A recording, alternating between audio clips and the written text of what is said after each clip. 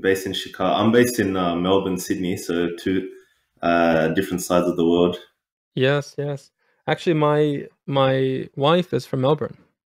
Oh, mashallah. She's Aussie, yeah. So I'm actually coming out in January for a few weeks. Oh, okay, amazing. Are you doing talks here? I may be, probably. Ah, okay. Well, maybe we'll see. I like to come and relax, but I end up getting pulled into stuff usually. Ah, okay, fair enough. I won't bother you then. I was thinking, okay, No, that's not. I'm just joking. It's not like certain that. organizations that I know or something, but keep it to a minimum, No, no, inshallah. alhamdulillah, that's all good. It's all good. Alhamdulillah. I'm hoping to come for a month, so we'll have time to rest. And I usually work when I come as well. My work is virtual, it's flexible, so No. I usually work like half my day and then beach and peach and do all sorts of summer stuff in Melbourne for the rest of the Okay, day. so you've been in Melbourne before. Like I've always found, because I actually I grew up in Sydney. I've only moved to Melbourne. It's been just a little over 2 years now. Okay, And I don't know if you've been. Have you been to Sydney as well? shortly, very short, just like a weekend. Ah, okay, yeah. I did Because a quick program there, just in and out. I always find Melbourne. I don't know what's your take on Melbourne? I'd say Melbourne's a lot better with in terms of like lifestyle, a bit slower. I don't know if in comparison to Chicago, It's but actually definitely. very much like Chicago. If you Uh, were to think big cities, Chicago is the third biggest city in America. You have New York, you have LA, and then you have Chicago in the middle. okay, yeah. Melbourne has a lot of Chicago, has a lot of Toronto. So very like big city, but small town vibe, really family oriented, kind of natural, slower pace, not as loud, not as aggressive. People are typically more mild and tempered and, you know, friendly.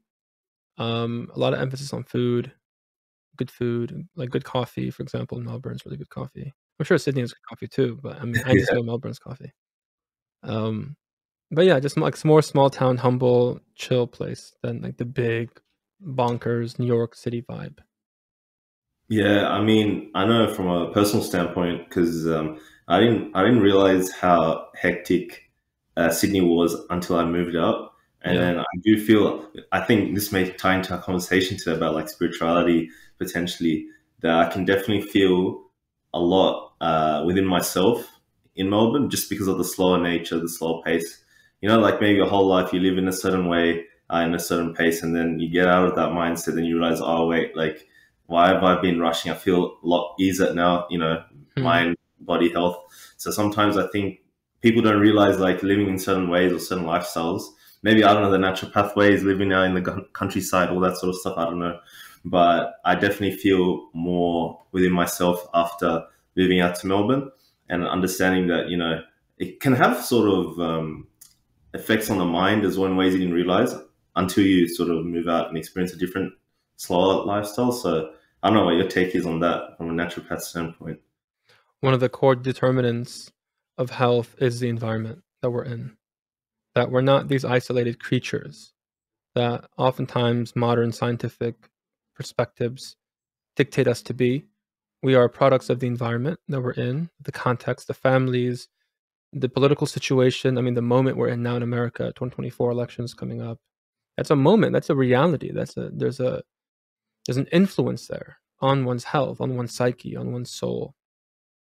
So all of those things come into play, you know. And for example, the Hakims of the past had a huge role, had a huge kind of understanding that the environment of healing has to be tailored specifically for that purpose. So you can't have a healing clinic in the middle of a hustle bustle type of city. It has to be countryside. It has to be kind of in the outskirts. And it has to be a beautiful campus and natural. And there should be water. And there should be beautiful landscaping and flowers. And there should be maybe open corridors and open windows and air coming in and out, right? And so on and so forth. Like these are really important types of environments that create the container for something else to emerge from. But this is kind of one of the issues that we have, um, in the work that we do, that people come, they learn about themselves, they learn about how to heal, how to grow, they remove obstacles to cure, But then they get back into their family lives. They go back to the mundane, if you will, just that dunyawi kind of grind. And it's tough to break out of it, right? It's tough to kind of bring what you learned maybe on a retreat or even in a consultation, or you've read in a book, or you've heard in a talk on YouTube or something, maybe this podcast. It's tough sometimes to like bring it out and into the lived experience of your life and create that shift that we're seeking. And so we have to be creative, and we're starting to have those conversations within our circles, like how do we, the teaching is good, the teaching is sound, inshallah ta'ala, but it's like, how do we make it not only relatable, but how do we contextualize and make it available in a way that's more effective on the ground for the majority of people, for the majority of people, inshallah ta'ala. That's a big problem. You mentioned word Hakim. I also wanted to delve into that because we do hear that a lot within Islamic medicine. But I guess in the context within what you're working in, the field you're in, what makes one become a Hakim? Would it be trained within the Islamic sciences or Islamic medicine or Tibb, or would it also be coupled with knowledge of Chinese medicine? Like, what makes a Hakim basically? It's a good question. So let's step back a little bit. The term Hakim comes from Arabic word Hikmah or Hakama. Hikmah is wisdom. So the Hakim is the wise man, the one who is able to apply wisdom, right? And usually this is in the specific context of the healing arts, right? In terms of medicine, Tibb. So the Hakim was used as a term for the philosophers, the Hukama, or the philosophers, right? The kind of the Greek peripatetic type, Mu'tazili type philosophers of the olden age. But there was also this usage for the physicians as well as Tabib. So the Hakim is a natural doctor. It's a holistic doctor of what we like to call original medicine, which is the medicine of the pre-modern world. Anywhere you went, you found Hakims of some variety or other. Whether you are in the East, like Chinese medicine practitioners, or Hakims, as far as I'm concerned. You find people in South Asia studying Ayurvedic, practicing Ayurvedic medicine, which is very old medicine, beautiful medicine. They were Hakims. You have the Greeks, you have the Egyptians, you have the West Africans, you have the indigenous populations like the Aborigines in Australia, and you have the Native Americans in America. So on and so forth, right? Even the Europeans had their own medicine. And now modern forms of holistic medicine all have a common thread if they have certain principles and that make them a Hakim. In my estimation, what makes one a Hakim is one, first and foremost, that lends himself to the service of Allah Ta'ala and His creation. That's first and foremost. And you find even non-Muslims who have profound declarations in their writings of their belief in God, their belief in actually the specific principle of rahmah of Allah Ta'ala, like Samuel Hahnemann, the founder of Homeopathy, a Germanic, Western 18th century school of medicine. I believe the school of Hikmah. He wrote that he was first a physician, normal physician. He was a pharmacist. He spoke 8 languages. He was a translator of medical texts, including the Qanun of Ibn Sina. Even he would cite Ibn Sina in Arabic, in the footnotes of his later writings on homeopathy. But he said when he was putting together his research and his knowledge and his experience and all of that in developing homeopathy, he said he invoked the mercy of God, the merciful God, that there must be, by God, a system of medicine that was more gentle, more curative, more swift acting than the conventional medicine of his time, which is very corrosive, using mercury and using opiates and cutting and branding and cauterizing and just very aggressive medicine that wasn't bringing things to cure. And so he asked by the mercy of God for an inspirational knowledge. That's very specific. And no one uses mercy specifically. He asked the Rahman. So first and foremost, the Hakim has to go through Allah Ta'ala and submit himself to Allah Ta'ala and embodying the mercy of the Prophet Sallallahu Alaihi Wasallam. We're talking about the Muslim Hakims, right? I oftentimes allude to non-Muslim Hakims, but the Muslim Hakim specifically. Number two is that they have a proper conception of the human being. Right? The human being from the Muslim perspective has a multidimensional nature that, if it's not appreciated, will distort the practice of the medicine. This is crucial, right? You see a lot of this distortion today, unfortunately. The conception of the human being can be organized in multiple ways, but basically the tripartite mazj, amalgamation of three parts: ruh, jism, nafs, spirit, body, and say self, or the mind. Tamam?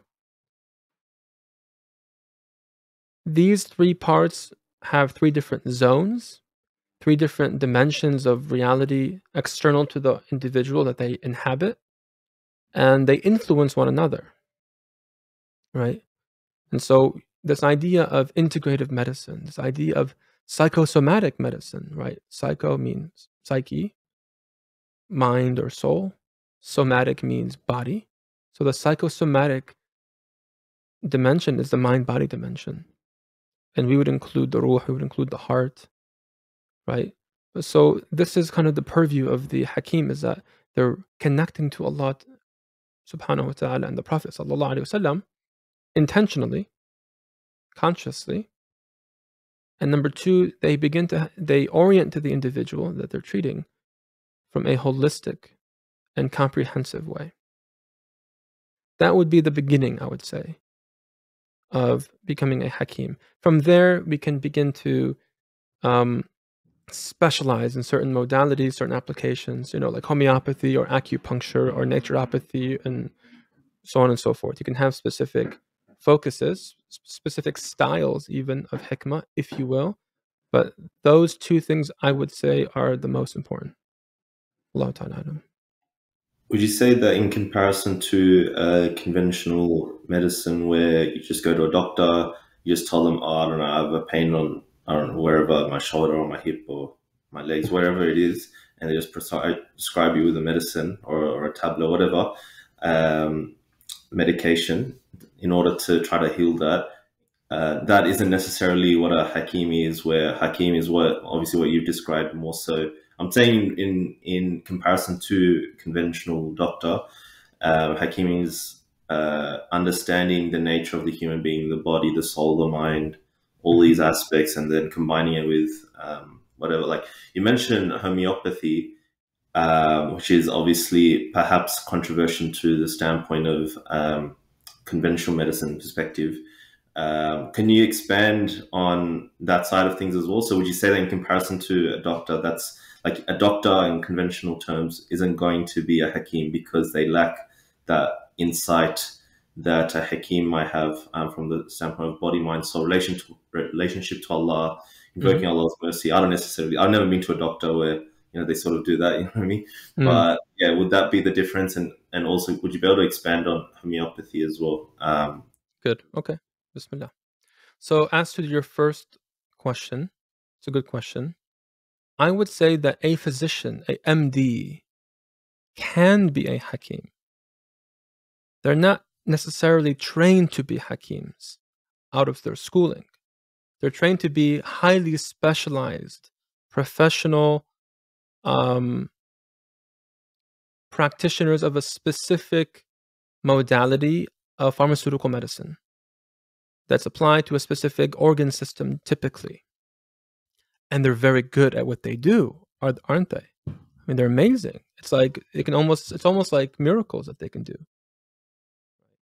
And there's a specific place that MDs have in the overarching paradigm of Hikmah medicine, right? We're not creating a binary here. We're saying let's expand medicine to include its totality, and that would be Hikmah, right? So I believe that allopathic practice falls within the umbrella of Hikmah. It has a place, and a very useful place. For example, we have a 7-tier therapeutic order, which is a 7-tier system of different types of modalities that one can use. It's organized like a pyramid. So imagine the base of the pyramid, which is very vast, right? That is like the lifestyle medicine, we can say. The Fitrah alignment, getting the diet right, and sleep and exercise and stress management and all of that, right? That has to be in place, and that can't not be in place if we're going to have healthy people, which is like not only managed by medication, but I'm talking about like no medication and thriving, vital. They have afia. There's a spark in the eye. They have well lubricated joints. They have energy for the day. They're creative. They're inspired. They're contributing. They're building. They're healing. They're doing what they do. They're raising their children with love and energy and presence. They're not burnt out and acting out and self-sabotaging and addicted and all of that, right? There's afia, there's vitality there. To get there, you have to have the first level established. You can't medicate, even with homeopathy or acupuncture, a deficiency of sleep, for example. So that's there. And then there's 6 other layers of modalities that go up. The highest 2 are pharmaceutical synthetic medicines, which have a place. There's a level for them. And then the highest most, the peak of the pyramid, the highest force intervention we have is surgery, right? You're cutting into the integrity of the body and you're breaking the unity, but with mercy and with wisdom, right?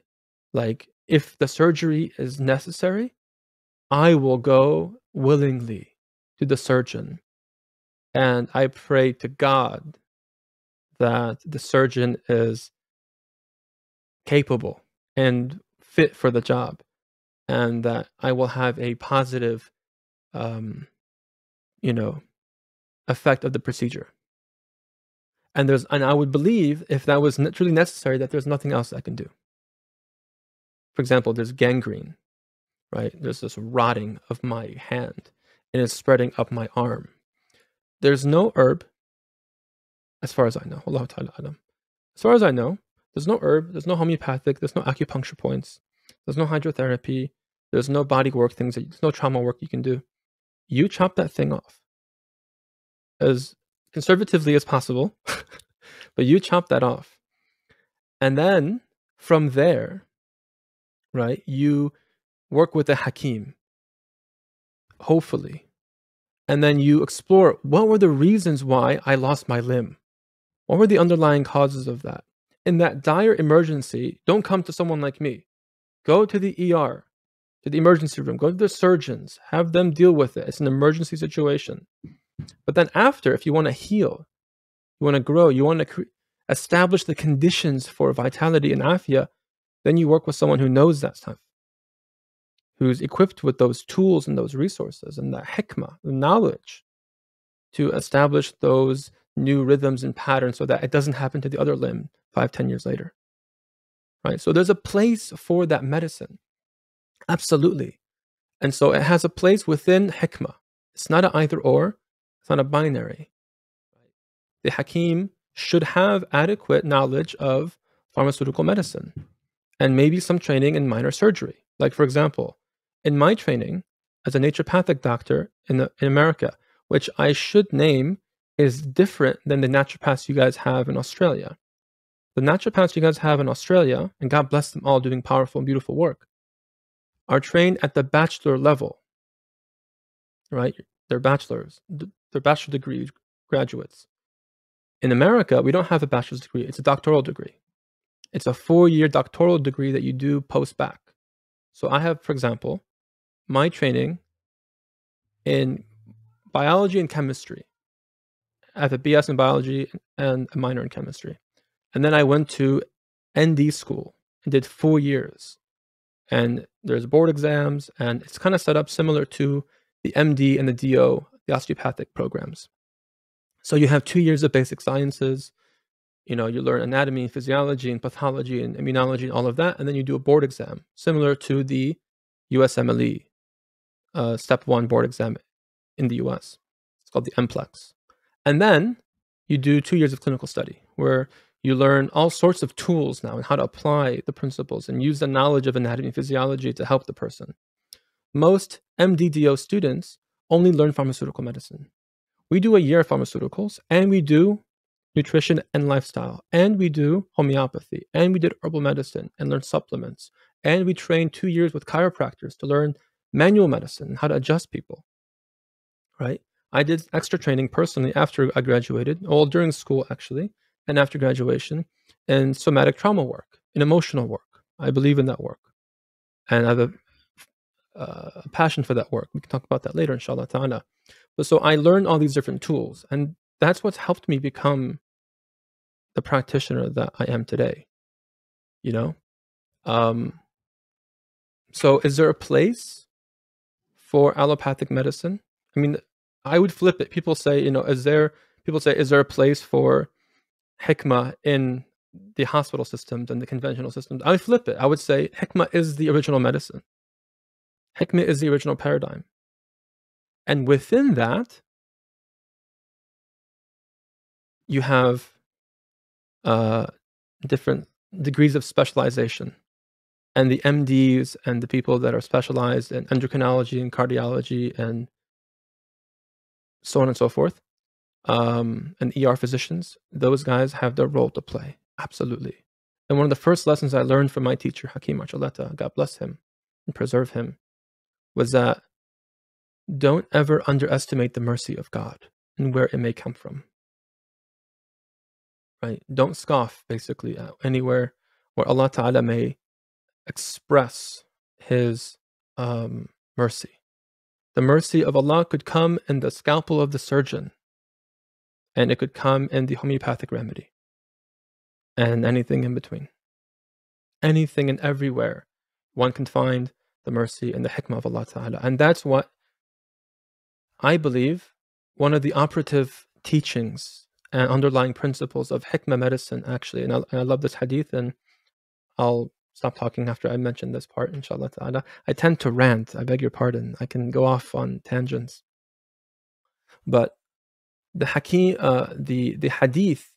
of the Prophet sallallahu alaihi wasallam, that I believe is one of the most operative hadith and demonstrative hadith of the principles of hikmah medicine, is the hadith al-hikmatu dalatul mu'min فَأَيْنَمَا وَجَدَهَا فَهُوَ أَوْلَى بِهَا. That he said, sallallahu alaihi wasallam, wisdom, hikmah, is the lost property of the believer. And wherever he finds it, he has more right to it.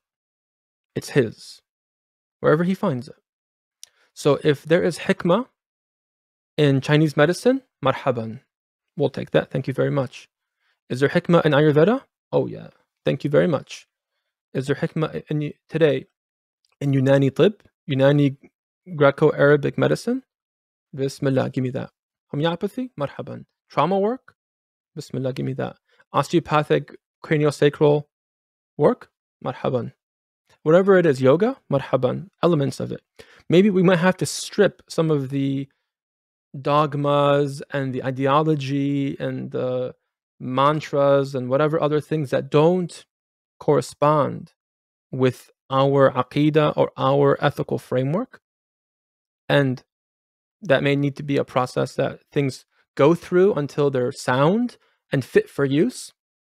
But ultimately, I believe that if it is truly hikmah, that we should do that and be able to plant it in the fertile soil of Islam.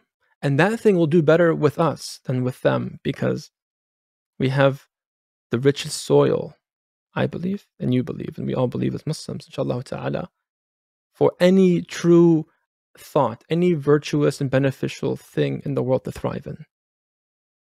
Right? La ilaha illallah Muhammadur Rasulullah. It's the reality of the whole cosmos. So you root anything in that, and that thing thrives. Right? Naam. I'll catch my breath, inshallah. Answer number 2. Thank you for that insight. So definitely what you mentioned, and just to bounce off what you said at the end, I think it's really important that exactly that we have so much knowledge in the world, the universe is for the Muslims, and every knowledge we should be have our hand in it and have an grasp of it and try to take it on board in order to come to truth. So sometimes I see from maybe the conventional medicine camp, they sort of laugh at every other sort of quote unquote alternative medicine.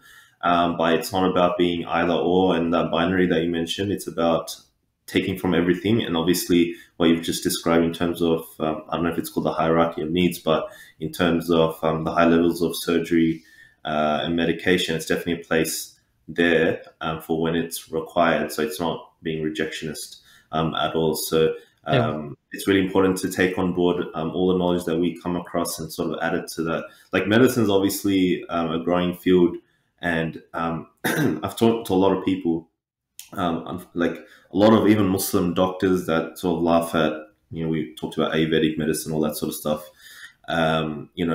It's like, how can we have the arrogance to be like, okay, we're only existing at a certain point in time in the West, for example, in our context, and we're only taking on board the knowledge production from the West. Why are you suddenly rejecting everything else? Like, suddenly, did our scholars not know anything? Is that what you're trying to say? They didn't have the hikmah, ironically, like the hikmah to understand, what to do, what not to do, right? Obviously, they didn't have access to certain Western medicine and that knowledge, or the production of knowledge from the West. But that's for us to take on board and to add to it and dissect it and do all sorts of stuff, right? That doesn't mean that they were not knowing what they were doing, right? It's about understanding what they're coming from, their perspectives, taking on board everything that was working in that paradigm, that realm, and also taking on board what we are coming to know about. Like, I want to know personally, like, questions like schizophrenia, is there a place? Like, is it just only genes? But, so many other, factors. And I know, like, Western medicine might have different ways of interpreting it. Like, it's about understanding that, right? So, like, take that on board and dissect. That's really important to have that mindset. So it's not about being exclusivist or rejectionist, etc. So I just want to add that point. On top of that, however, shout out to, you said your teacher's Hakim Archuleta. I didn't know that because obviously indulged in his Islam demand videos that's doing the rounds on YouTube. Alhamdulillah. Yeah, it's a classic, mashallah, and definitely opens your eyes. And I think it's, we require many more teachers like that, inshallah, that can, provide insights from obviously traditional Islamic medicine perspective and coupling it with. I was always intrigued when you talked about like the 4 temperaments, that side of things as well. So definitely really important.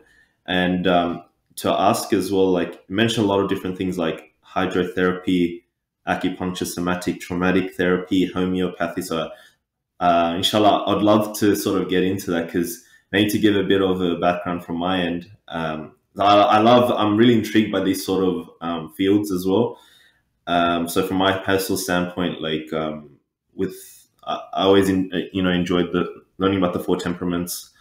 From there, sort of branching out into a bit of Tibb, but also I recently been acquainted with a Chinese medicine practitioner, and that's really opened my eyes to different ways of perspective. And currently also undergoing like acupuncture therapy through Chinese medicine. And I've been like picking their brains quite a lot, actually, and trying to see where it sort of fits within, I don't know, 4 temperaments framework and our own sort of Islamic framework as well. And it's really opened my eyes to understanding, like, we always know, like in Abu Zayd al-Balki's work, like, the spiritual affects the physical, we sort of know that. But I guess when I was acquainted with someone in that field, they actually see like the physiological effects or like the physical effects of the spiritual trauma that can have places in the body specifically, right? So that was really insightful to learn that okay, wait, so Chinese medicine practitioners can actually identify like perhaps certain sensitive spots around the body, or even parts of the body that just don't feel anything. That can be a reflection of, it could be bottled emotions or emotions that have been within oneself.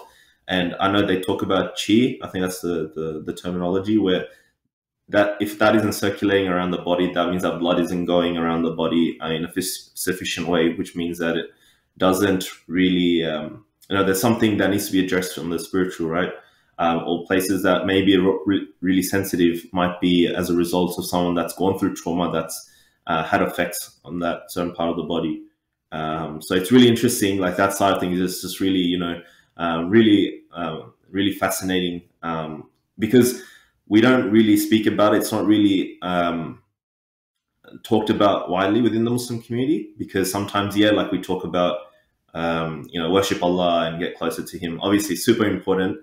That's our pursuit, inshallah. But that's not necessarily just like, there's other things that need to be done, right? From a health perspective, from a spiritual perspective, that needs to be understood as well on a deeper level in order to facilitate the best version of ourselves, a holistic version of ourselves that can facilitate us to be even better, servants of Allah, right? And one of them is like understanding how trauma or fear can affect us on a physical, right? You can worship Allah all you want, like, alhamdulillah, it's amazing, obviously, but also there needs to be a self-awareness that allows you to facilitate the best version of yourself. So I know that you mentioned hydrotherapy, somatic traumatic therapy, which is your background as well, and homeopathy as well. So I assume like what I've just mentioned about acupuncture, which you also mentioned, fits into that sort of work with trauma. So I'd like to get your thoughts on, does it tie in what I've just mentioned about trauma effects on the body, the spiritual affecting the physical?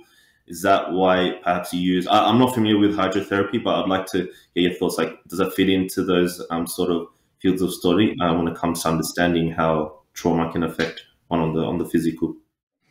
Bismillah. Everything affects everything. The whole is interconnected. And that's something that, even now Western science is coming to terms with. That there is, for example, even at the level of the cells, certain fields that govern the development and the differentiation of the cells of the body. That everything's connected. Like, how does the body know to create your face? The genetic sequence in your DNA only codes for the building blocks, the proteins, the amino acids. There isn't a blueprint in the actual DNA code, right? It's only the proteins and amino acids. What is it in the body, in the self, that allows for the construction of the structure of your face and matching that of your forefathers? Zach, I'm sorry about that. Salam. My power just went out. I don't know what happened. Literally, my electricity went out, but alhamdulillah, it just came back. Is that common in Melbourne? I never had that happen. No, definitely not. Where are you living, man? It's the second time, yeah. But I mean, I think it's a good sign. Like, the topic we're talking about is very important. Yeah, the electricity of Melbourne can't handle it. Yeah. MashaAllah. We're breaking the circuits. Sorry, we'll kick off from where you left off. Okay. So I was just saying about how everything is interconnected, right? Everything in the body is interconnected.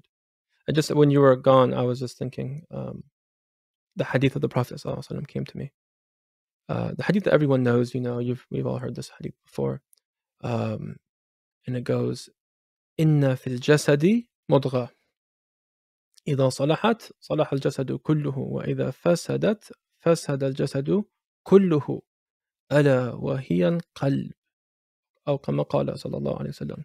Verily in the body there is an organ. If it's sound, the whole thing's sound. The totality of the constitution of that person is sound. And if it's foul or corrupted, the entirety of that constitution is corrupted. Verily it is the heart. And the ulama say, of course, that it's not the physical organ that is being alluded to here. It is a spiritual heart. So you have the spiritual heart that's fil jasadi, in the jasad, in the body. Right? So we're connecting multiple dimensions in this hadith. Most people focus on, wow, the heart, okay, impacts and projects upon the entirety of the individual, right? And its state is very important because it reflects on the whole. But we miss that actually this is the spiritual qalb that's in the jasad. So all these different things influence one another, and that's where all these different healing applications come into play. So there's some modalities, for example, that work with the body more directly. So you can talk about like diet as classic, of course. I mean, it's the first medicine. One of the Sahaba of the Prophet ﷺ, his name was Sayyidina Al-Harith ibn Kalada, radiallahu ta'ala anhu. He was a Hakim. He has an amazing story, actually. He has a very Salman al-Farisi type story. He was from Ta'if, he was from Bani Thaqif. He traveled up to Gundeshapur, which is like the greatest, it's like the Harvard or Johns Hopkins medical school of that time, up north in Iran, effectively, Iraq, Iran. That, you know, that area, it wasn't bordered at the time, in that region. And he studied medicine there, Persian and Greco medicine. He became a master of it. And then ended up coming back home, of course, right, to benefit his people. He heard about the Prophet ﷺ in Mecca still, and came and met him and saw a perfect constitution, saw the man, Insan al-Kamil, the perfect man, and he's studying the nature of the human being and said, I must take Shahada. That must have been how it went, you know, Allah Ta'ala Alam. But he took Shahada and became Muslim very early. And he was a Badri, he fought in all these wars, and amazing Sahabi. But he was someone that the Prophet ﷺ would refer to people in Medina after the Hijrah, like go see so-and-so, Sayyidina Al-Harith. And he is famous for saying the saying where he says, Al-mi'datu baytu da' wal-himyatu ra'su dawa. The stomach is the house of illness. It's where illness lives and brews. And the himya is the best of all treatments. What's the himya? The himya is the individualized, restrictive, usually, diet. It's your fasting, it's your individualized regimen that you're on, right? That's fit for your constitution, that is fit for your needs, addressing the underlying causes of your pathology, so on and so forth. The himya, the diet, is the best thing, right? And so diet influences the body, which influences the heart. And you are what you eat. And Ibn Qayyim said that in his Tibb al-Nabawi, in similar words, right? And we know that the effect of halal and tayyib, for example, on your ibadah is huge. The Prophet ﷺ said, أطب مطعمك تكون مستجاب الدعوة. When someone asked him to, how do I become mustajab in my dua? How do I become answered? And he answered back to him, sallallahu alayhi wasallam, make tayyib your food. أطب مطعمك. Takun, you will be those who are answered in their du'as. So we know, I mean, the emphasis on halal food is huge, and it's not random or inconsequential. It's huge. We know it's a pillar of deen, right? Perhaps none of our actions are even accepted if we're not eating, halal food and nourishing our body and nourishing the heart. Again, the jism and the ruh and the qalb and the nafs and the aql, all that on this tayyib food, right? So diet becomes one way of affecting the whole. But also you have hydrotherapy, you mentioned. Hydrotherapy is the use of water. And so, a lot of the Western hydrotherapy now comes from Germany, from some of these interesting people like Sebastian Kneip, Father Kneip. He was a priest that became a healer later in life. And he founded the school called Nature Cure, where he did water cure, which is the use of hot and cold water. And it's where much of now, like, I'm sure you and many of the listeners have heard about ice cold plunges, ice plunges, right? ice showers, cold showers, all that comes through nature cure, water cure. Even, have you heard of Iceman? Wim Hof? Yeah. You have, right? Yeah. Very So popular now he in actually, in a documentary, talks about learning from Father Knipe and going to Germany and visiting his old school and sanitarium and so on and so forth. So, but that school, right, has connections back to the Muslim Maristans, the Muslim Dar al-Shifas, the Muslim hospitals, and countryside healing clinics we were talking about earlier. And so they were doing hydrotherapy. They were applying hot and cold water. In the hammams, for example, right? You'd go into like a old Ottoman steam room. It's super hot, super sweaty. Your pores are opening. You're just releasing and discharging all sorts of stuff. And then they put you on the ground and scrub you out and rinse you with cold water and then wrap you up and feed you. Like all that is super meticulous. And there's intention in all of that. It just seems like a spa day, but it's actually a therapeutic treatment. And there's principles to it. You know, do you use hot water or cold water or tepid water? Do you do a full bath immersion or a shower? Do you douse the limb specifically or do you do a full body immersion? For how long? Is it hot? Is it short, cold, like under a minute application, like a short shower? Or do you douse yourself and steep yourself in cold water for 5-10 minutes? They both have different effects. Some people now that are, for example, that are doing the ice cold plunges and staying in there for 5, 10, 15 minutes, it's a big no-no in hydrotherapy. Huge no-no. That prolonged cold exposure, especially if you're not warming up with heat first, right? You're not jumping in the sauna, for example, or in the steam room or working out. You're just jumping in, like out of bed into the ice cold sauna. This is a big no-no. And Chinese medicine also, they don't like that stuff at all. Like I've been around people, I have friends that are Chinese medicine practitioners, and they cringe at the idea of a cold plunge because in their perspective, they see cold as a pathogen.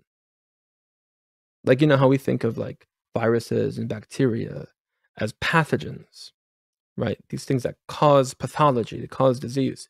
In Chinese medicine, the elements create disease. And the greatest of them is wind. It's air. And specifically cold air. Cold air that enters through the nape of the neck. That's why we wear scarves, cover the nape of the neck. Old Hikmah, because that's where cold enters the body. One of the places, the main place, the nape of the neck and the back. That's why it's a really good idea, especially now we're in the northern hemisphere now. We're entering into the fall. You guys are entering into the spring. That as the weather drops, as the cold, brisk air kind of sets in, we cover our necks. And we should wear hats and keep warm as well. Cold is a pathogen in that world. And so it's cringy to do stuff like that and really like it's embarrassing for them in their perspective. Like for me, like I'll say there's a place for it, but it's being abused and it's not being framed properly. It's becoming too recreational and not clinical, you know? There's usul and there's adab to all these things. And when they're done properly, they can be supremely effective. And if not, they can be harmful, right? So there's hydrotherapy. Homeopathy and acupuncture kind of work at a similar level. They work at, back to the therapeutic order, the hierarchy I was talking about earlier, they're level 2. Level 2 are the energetic modalities. We said level 1, the base was lifestyle. Level 2 is the energetic modalities. So I put there homeopathy, I put there acupuncture, I put there really deep counseling work can be level 2. This is working with the energy body, if you will, right? And there is an energy body. It's not just the ruh, and it's not just the jism in this binary. When the ruh enters the jism, okay, it enters, the Hakim say, through the heart. And the ulama, it's not just the physicians, the ulama as well, especially the ulama of tasawwuf, they talk about that the ruh enters the jism in the qalb. This is the nexus. This is the access point of heavens and earth, the qalb. And from here, then, it enters the jism, and then it disperses throughout the body. And then it localizes in the different organs there and gives them their functions. It gives them it gives them their faculties, right? And their outer faculties, like the liver, for example, which we know in Western medicine and Western physiology is related to detoxification, to lipid peroxidation, breakdown of fats, storage of vitamins and minerals. It's the storage of the fat-soluble vitamins, A, D, E, K, all this stuff. But it's also the place of anger. And there's willpower as a faculty, an inner physiology, an inner physiological kind of faculty of anger and willpower. And most people that are very either hyper willful, right, very aggressive, domineering types, the choleric types, or, and like from a homeopathic perspective, like the Nux vomica type, for those of you that are aware of, that have that knowledge. And then you have the meek, hypocompensated type, too little anger, too little willpower, tail between the legs kind of thing. They can have liver issues as well, liver stagnation or liver depletion on both extremes, right? So each organ has that, right? So understanding that there's an energy body that's like in this halfway place between the ruh, this malakuti reality, the celestial, angelic world reality of the ruh, and the jism, this physical, material, mulki, right, dunyawi container, right? There's this barzakh. Same way there's a barzakh in the worlds of Allah Ta'ala out there, there's the jabarut, the malakut, and the mulk, right? And we move in after death in the grave world into barzakh, this interworld where we await judgment, the hashr, and all of that. So similarly within you, because the human being, of course, and this is where we get into the kind of the metaphysical realities of this medicine and this way of thinking, the human being is considered the little universe. And the universe is the big man, right? And these are congruent and correspondent with one another at different scales. Imam Ali, of course, has that famous couplet. تحسب نفسك أنك جرم صغير وفيك انطواء العالم الأكبر. You consider yourself to be this insignificant thing, and yet within you is enfolded the whole cosmos. That's Imam Ali, كرم الله وجهه. So this is old teaching, this is old metaphysics, right? This is old way of looking at the world, looking at the human being, looking at the healing process, looking at spirituality, looking at civilizational kind of ethics. This sets up a whole world of inquiry that is very contrary to the reductionist, rational, determinist, right? Positivistic, materialistic kind of way that we think of the world and of the human being and of civilization and sociology and stuff in the modern world. It's couldn't be any more different, really. So the energy body is real. The Hakims call it a ruh al-haywani, basically. This is what ruh al-haywani is, like the animating ruh, right? Some others will call it like the life force, the vital force. Qi, you called it qi earlier. That's what Chinese people, the Chinese medicine practitioners call it. Prana in Ayurvedic medicine. The French call it élan vital. The chiropractors call it innate energy. The old somatic therapists of the 50s call it orgone energy. Whatever you want to call it, there's all these energies, but all these names for this same kind of or similar reality, which is this energy body. And there's so many ways of manipulating it and influencing it and guiding it towards what it needs to be balanced, right? And that's what these modalities specifically can be used for. And there's different ways of doing that. So homeopathy has its own logic, its own kind of clinical theory, its own understanding of the alternations of the energy body and ways of rebalancing it.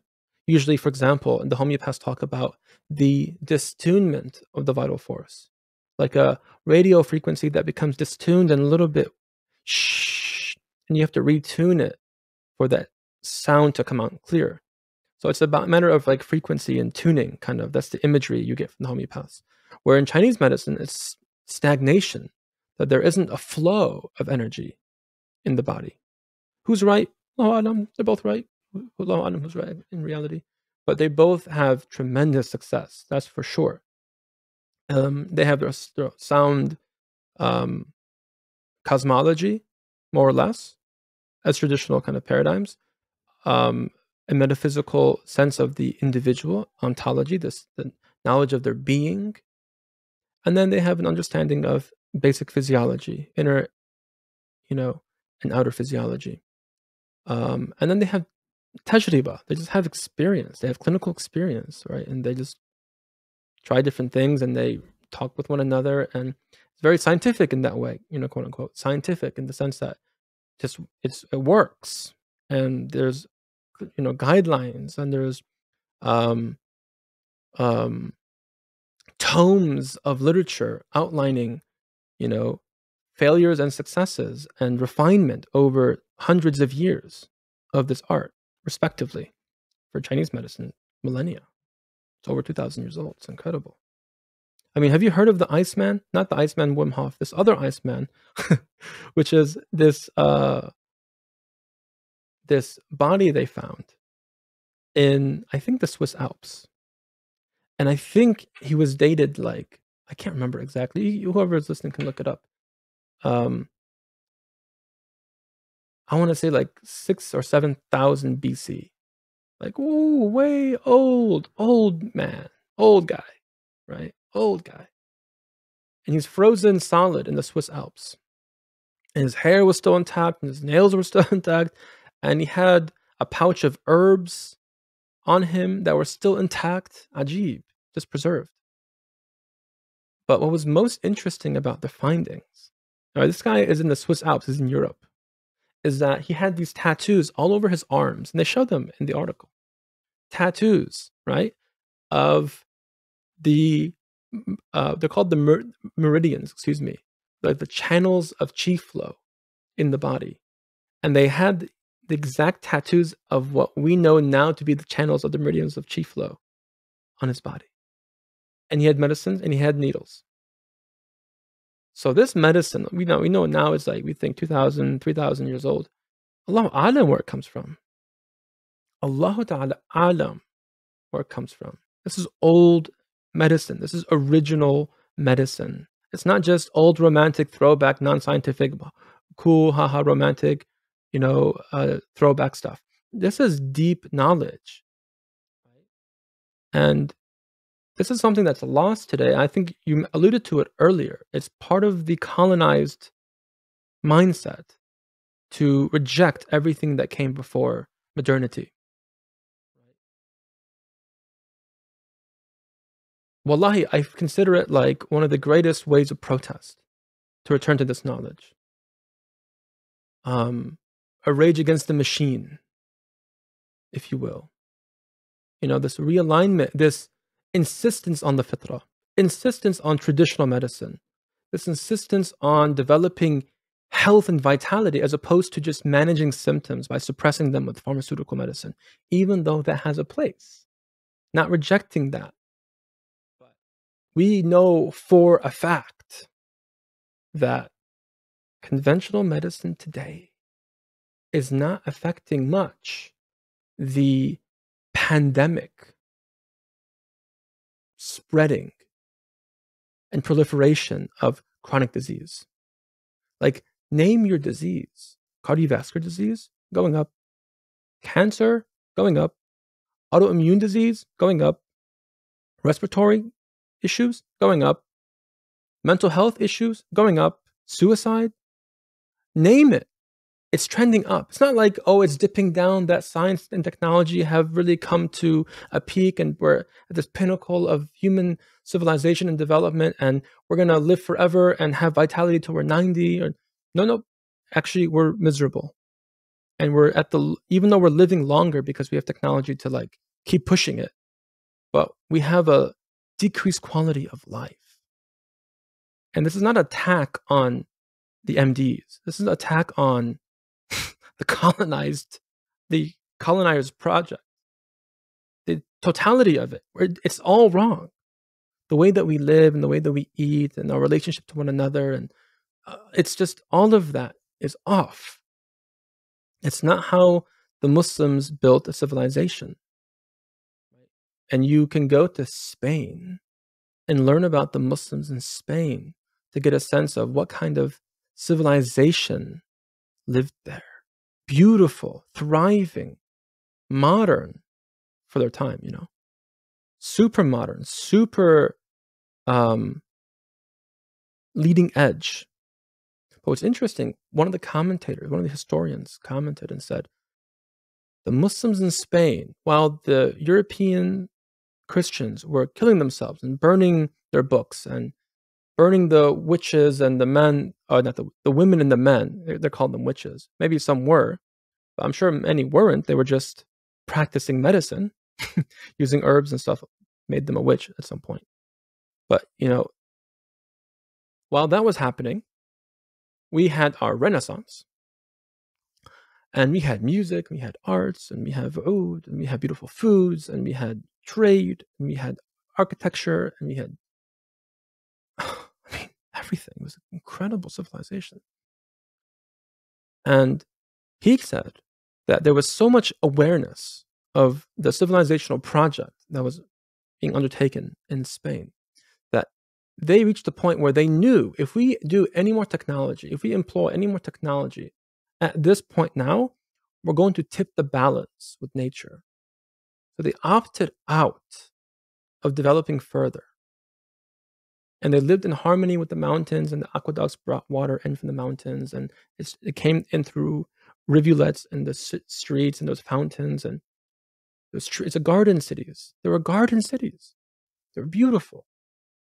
See, we knew when to stop. The modern world never learned when to stop, and they can't stop now. Can't stop, won't stop.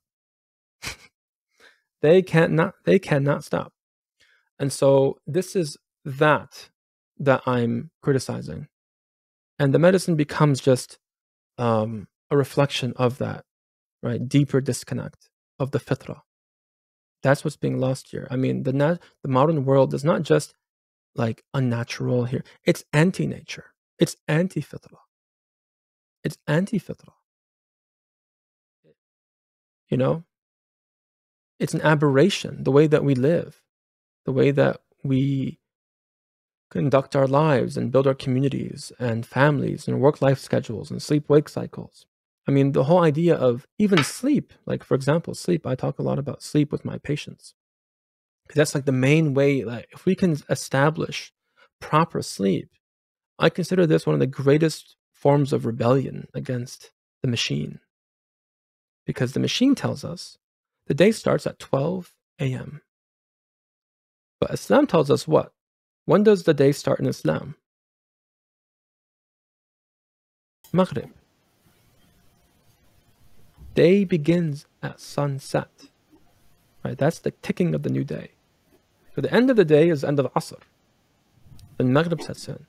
And then notice here, the day starts with night. Not 12 a.m. or even we think oftentimes the day starts in the morning. It's wrong. It's totally backwards. In our conception, mornings, the day starts in the evening. And evening is what? It's time of quietude, time of ibadah, of contemplation, of family, of nourishment, of rest. You should be sleeping a little bit after Isha, ideally, right? Getting as much rest as possible. We're filling the cup. We're connecting to Allah. We're inwards. We're in our yin state. If you think of yin and yang, masculine and feminine principles. We're in the nighttime, yin, jamali, time of day. And that comes first. That's mercy from Allah Ta'ala. And then, right, after sleeping 7-8 hours, getting up for Fajr or Qiyam and doing your Quran and doing your dhikr and your awrad, and then 6-7 a.m., you've prayed up, family time, you've rested well, you've done your morning routine, you captured that Fajr Barakah.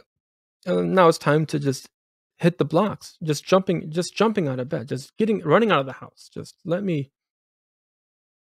go, let's go, baby. It's like that kind of like pure alignment that happens, and this barakah just surges. See, you do that, you won't need any supplements even. You won't even need any herbs, no homeopathics.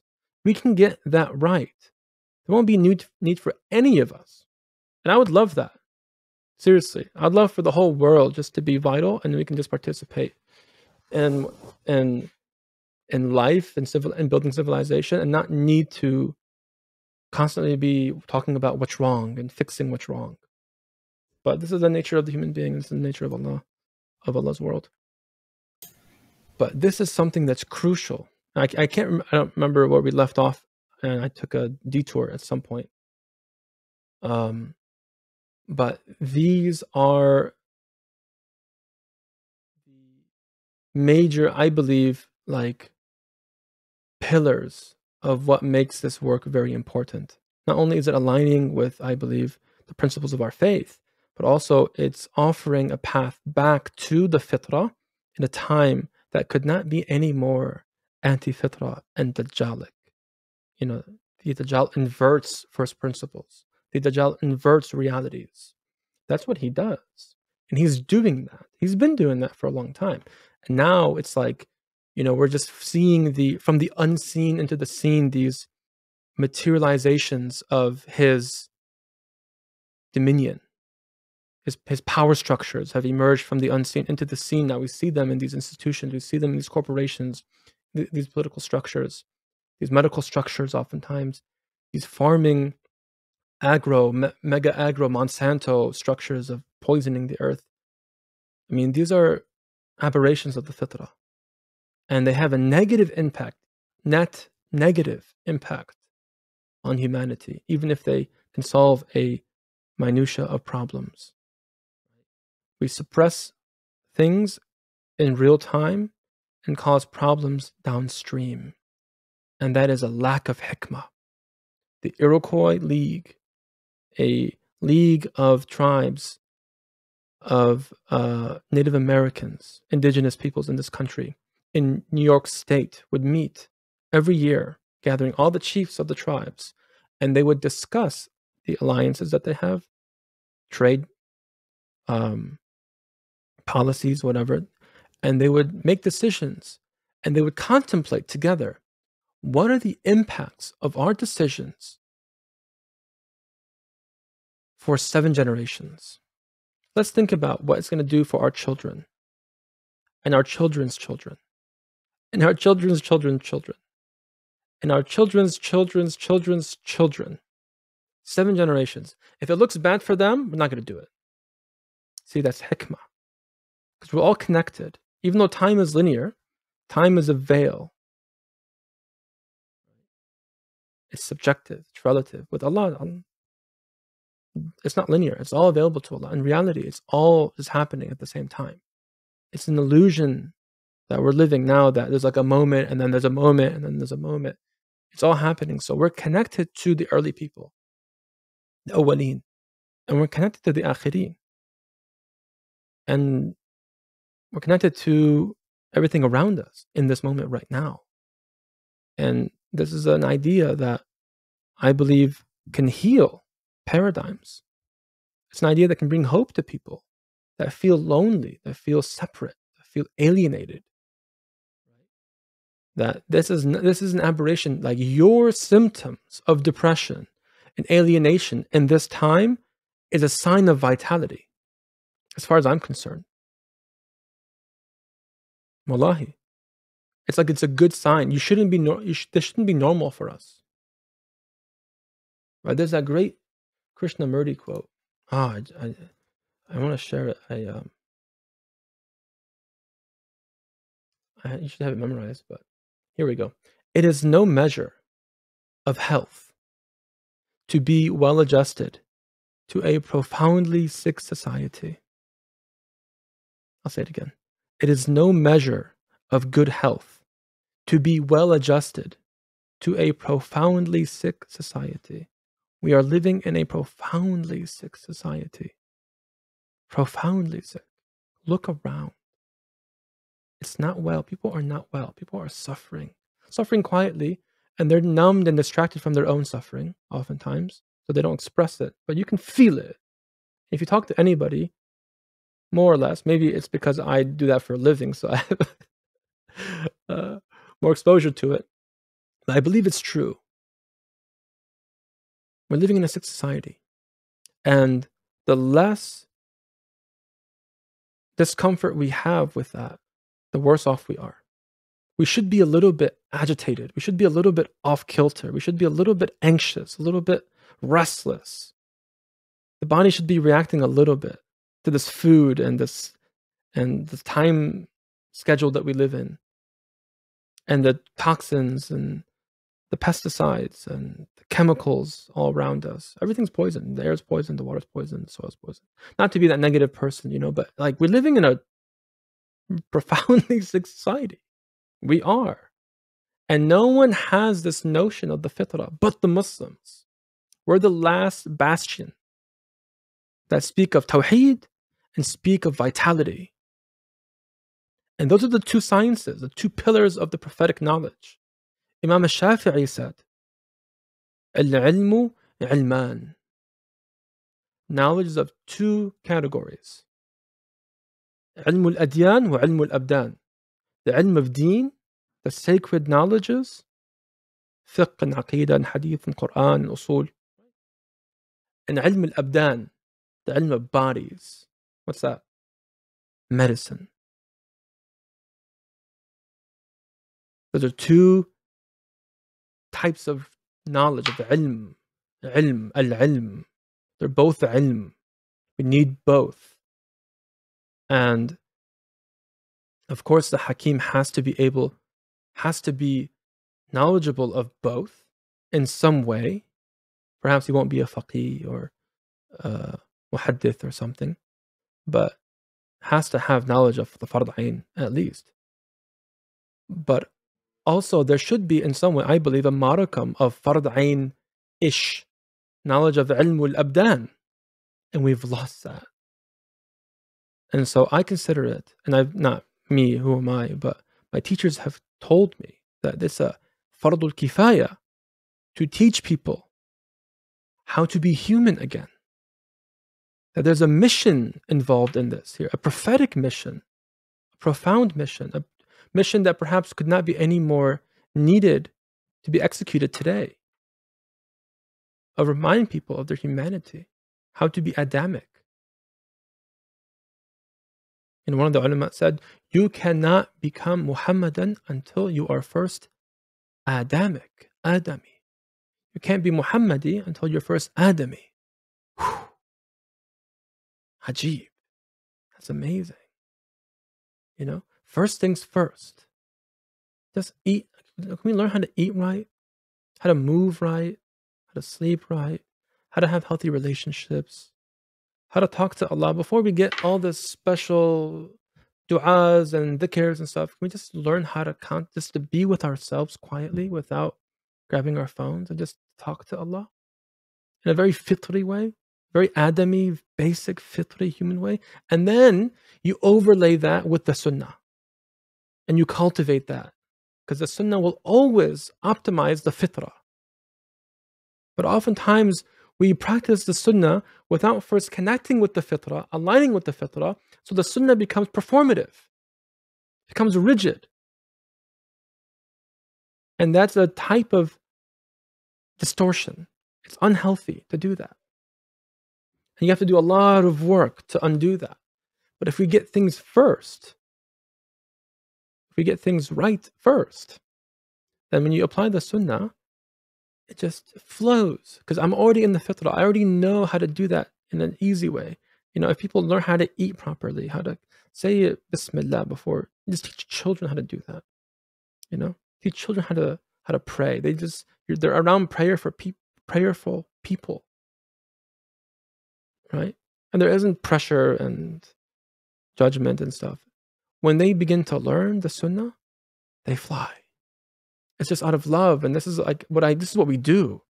Like a bird, goes off and looks for worms and comes back, and a toad does this, and a bear does that. This is what we do. We worship Allah. We eat good food and we worship Allah. This is what we do. And we serve creation. We be helpful in some way. The natural fitri elements and inclinations flow spontaneously. They're emergent at that point. You don't have to sit there and I don't know who I am. I need to go on a process of self-discovery. It's like you're right here. And who you are is right here. But you're veiled. Because you haven't eaten good food in years, and you're stressed and burnt out beyond belief, and you're sleeping at 3 a.m. and getting up at 11, and you don't have healthy relationships. You keep getting heartbroken because you're seeking toxic people and continuing a vicious cycle of toxicity, and so on and so forth, right?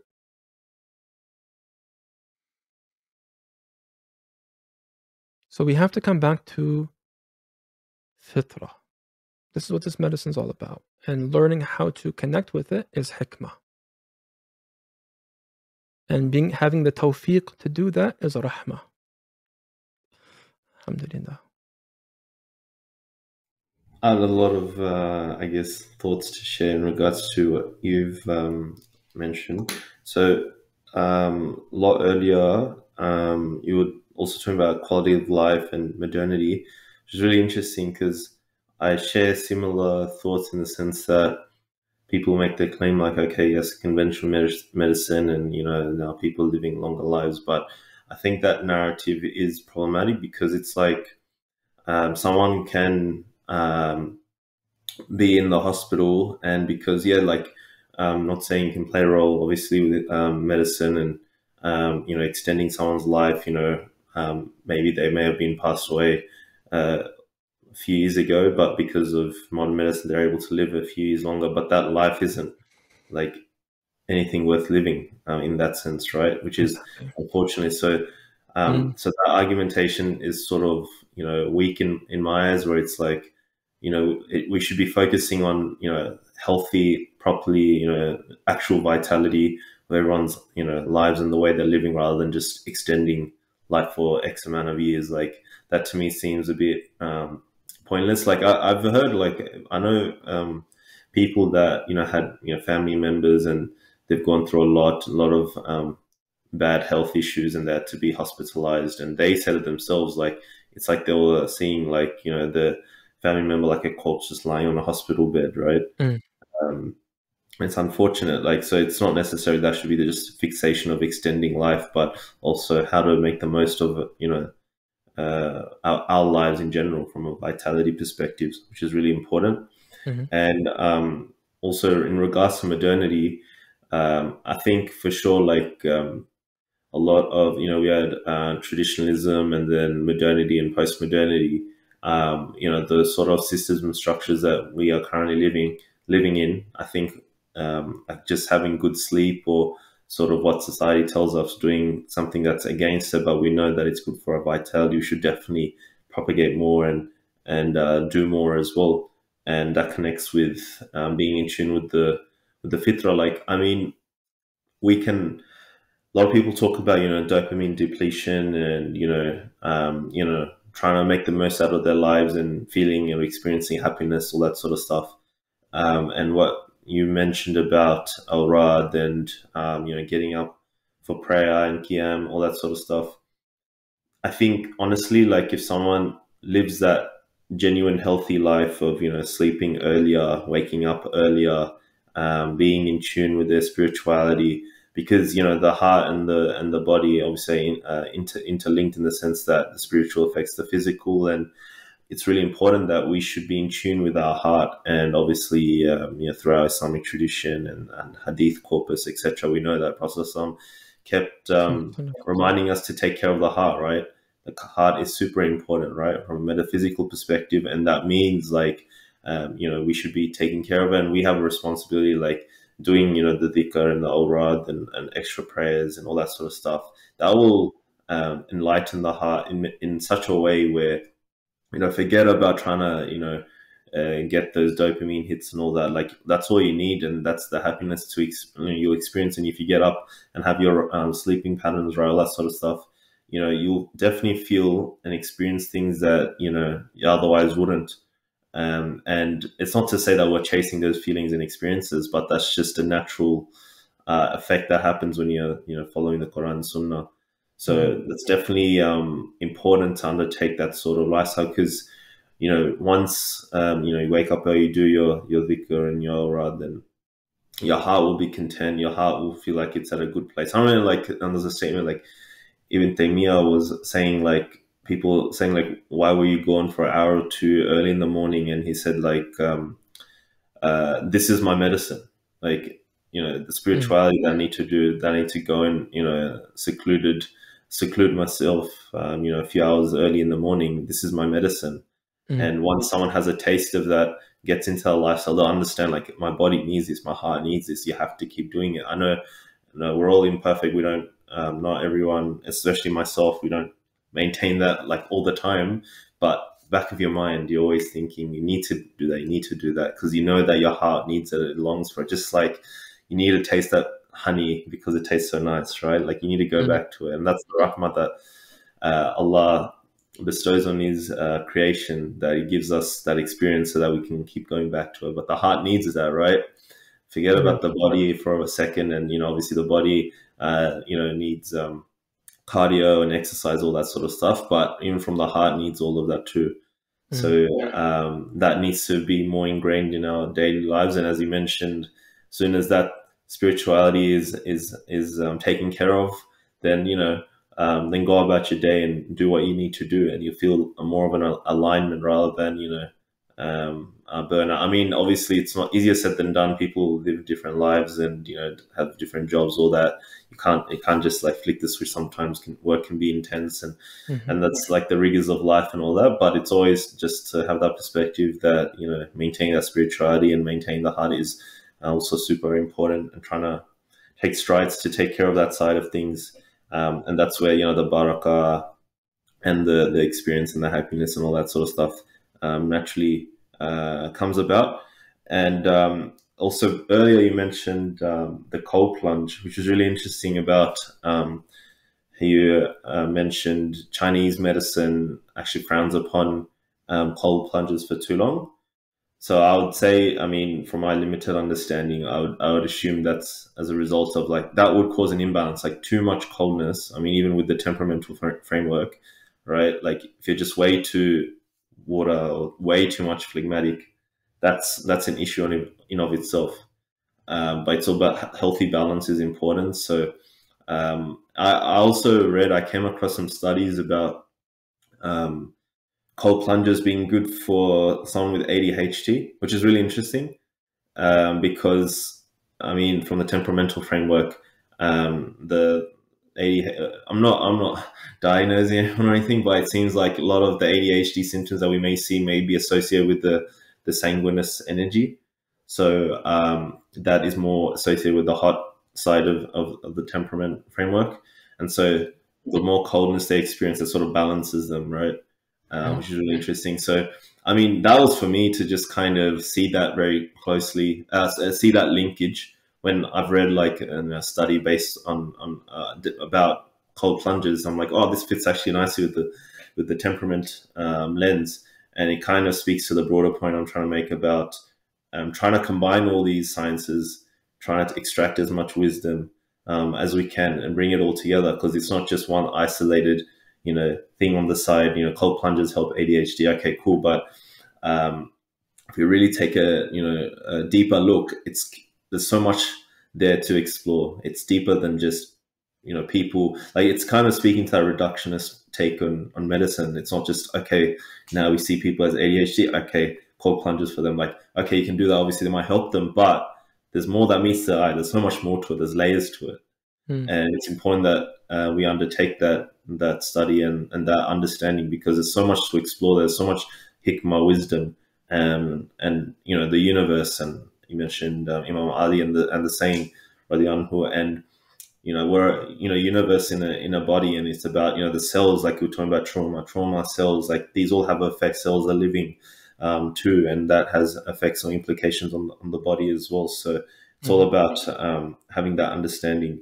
So I also wanted to ask you about, I mean, I don't know if you had thoughts to share in regards to what I just said, but on top of that, with somatic traumatic therapy, just wanted to ask and to share, because I'm not familiar with it, so I wanted to ask about, what is somatic traumatic therapy, and how you utilize it in your counseling or in your sessions with people that you have in order to help them, unravel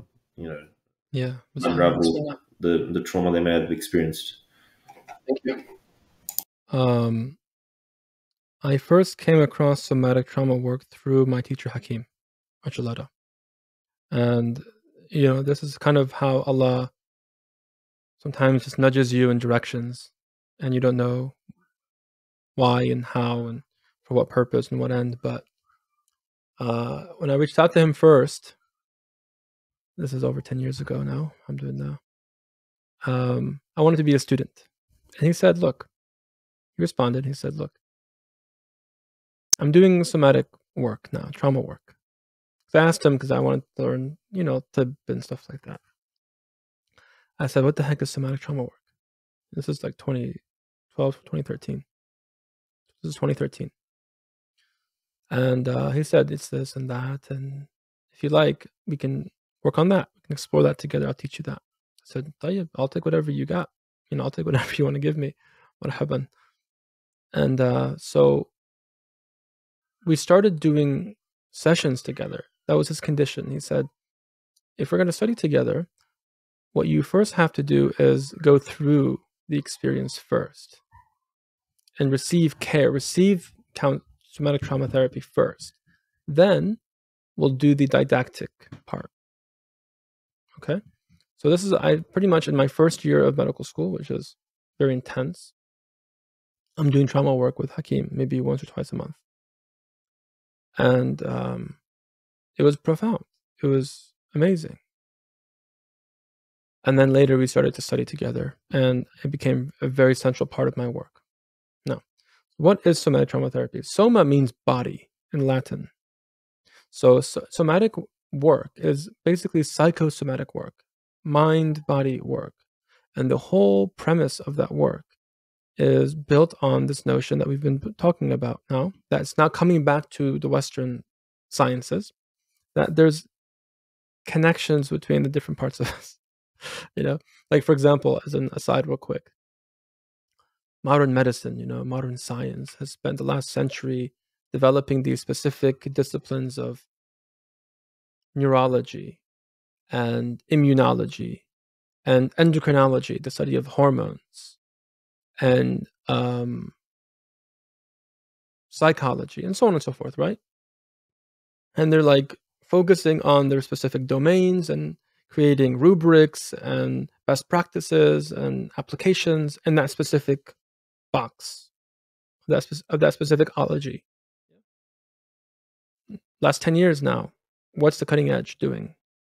They're talking about psycho, neuro, endoimmunology. How the psyche affects the nervous system, affects the hormones, affects your immune system. So it's like, and they're, offering it like with a little pep in their style. Like, we're doing something really innovative, like welcome home. Welcome home. We've known this, right? But so it was, somatic work was basically founded initially by a man named Wilhelm Reich, who was one of the students of Freud and Jung. So Freud, of course, has his psychoanalytic kind of contribution to psychology, right? And has a lot of good and a lot of bad. His student Jung took a lot of the good and developed it in a profound way. He had shortcomings too, not the topic of today. Reich also was a profound student of Freud, but he disagreed and he took another approach as well. Developed the good, but had a lot of issues as well. So Jung went into the depth of the psyche, Reich went to the body and the orgone energy I mentioned earlier, kind of talking about the energy body. He ended up being like a really weird cult guru, sexual, like revolution type guy. This is in the 60s, right? But he developed a lot of the early kind of principles of body-mind work that later people like Alexander Lowen and Peter Levine and Bessel van der Kolk and so on and so forth, Stephen Porges, all developed in the field of somatic therapy. Trauma is where this all becomes very pertinent. Now, what is trauma? Trauma comes from a Greek word for wound. Okay? Now, a wound is supposed to heal. You cut yourself, you cut your hand by accident, you'll notice within minutes it gets red, painful, swollen, all the signs of inflammation show up, and the body begins to repair it immediately.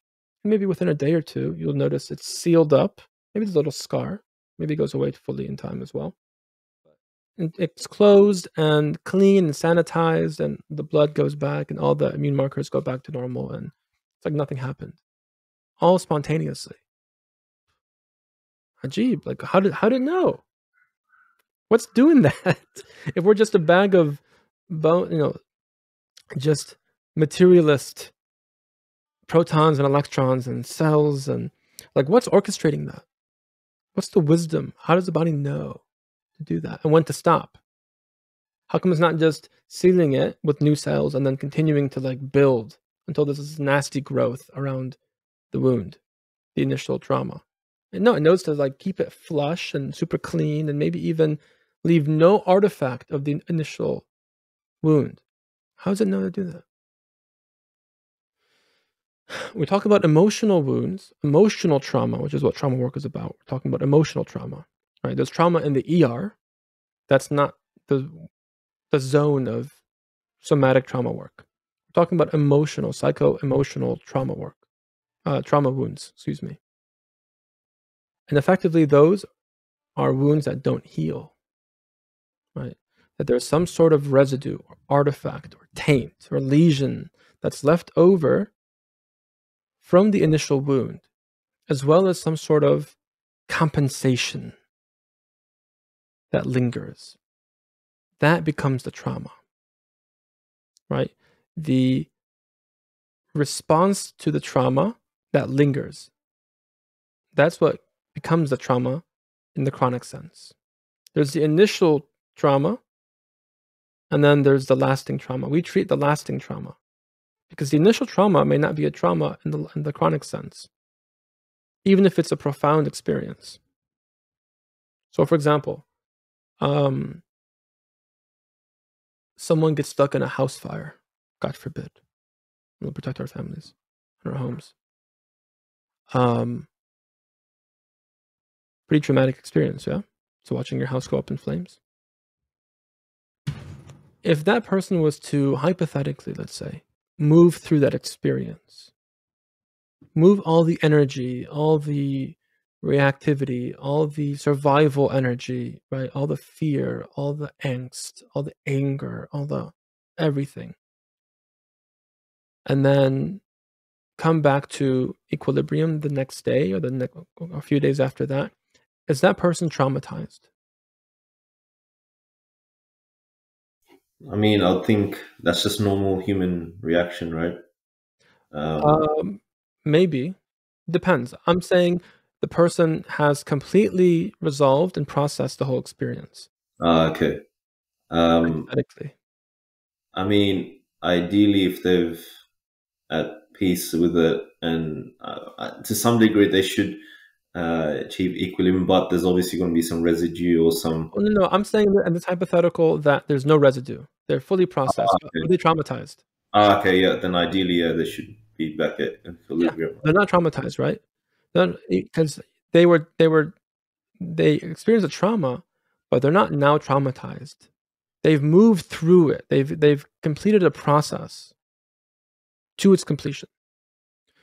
Now, someone may get in what we call a fender bender, let's say, in the car, someone, rear ends them a little bit. They have a little bit of whiplash. Maybe they hit their head on the steering wheel, but relatively minor in relation to a house fire or losing a child, God forbid, or experiencing a tsunami. Have you seen those videos of tsunamis in the Philippines or whatever? And there's like waves just eating buildings. Can you imagine that experience? It's ajib. Now imagine that kind of trauma, right? But then hypothetically moving through that to someplace. One technically isn't traumatized. Because the trauma is not the experience itself. The trauma is the residue. It's the compensatory and survival strategies that come out in response to the initial wound, to the initial experience.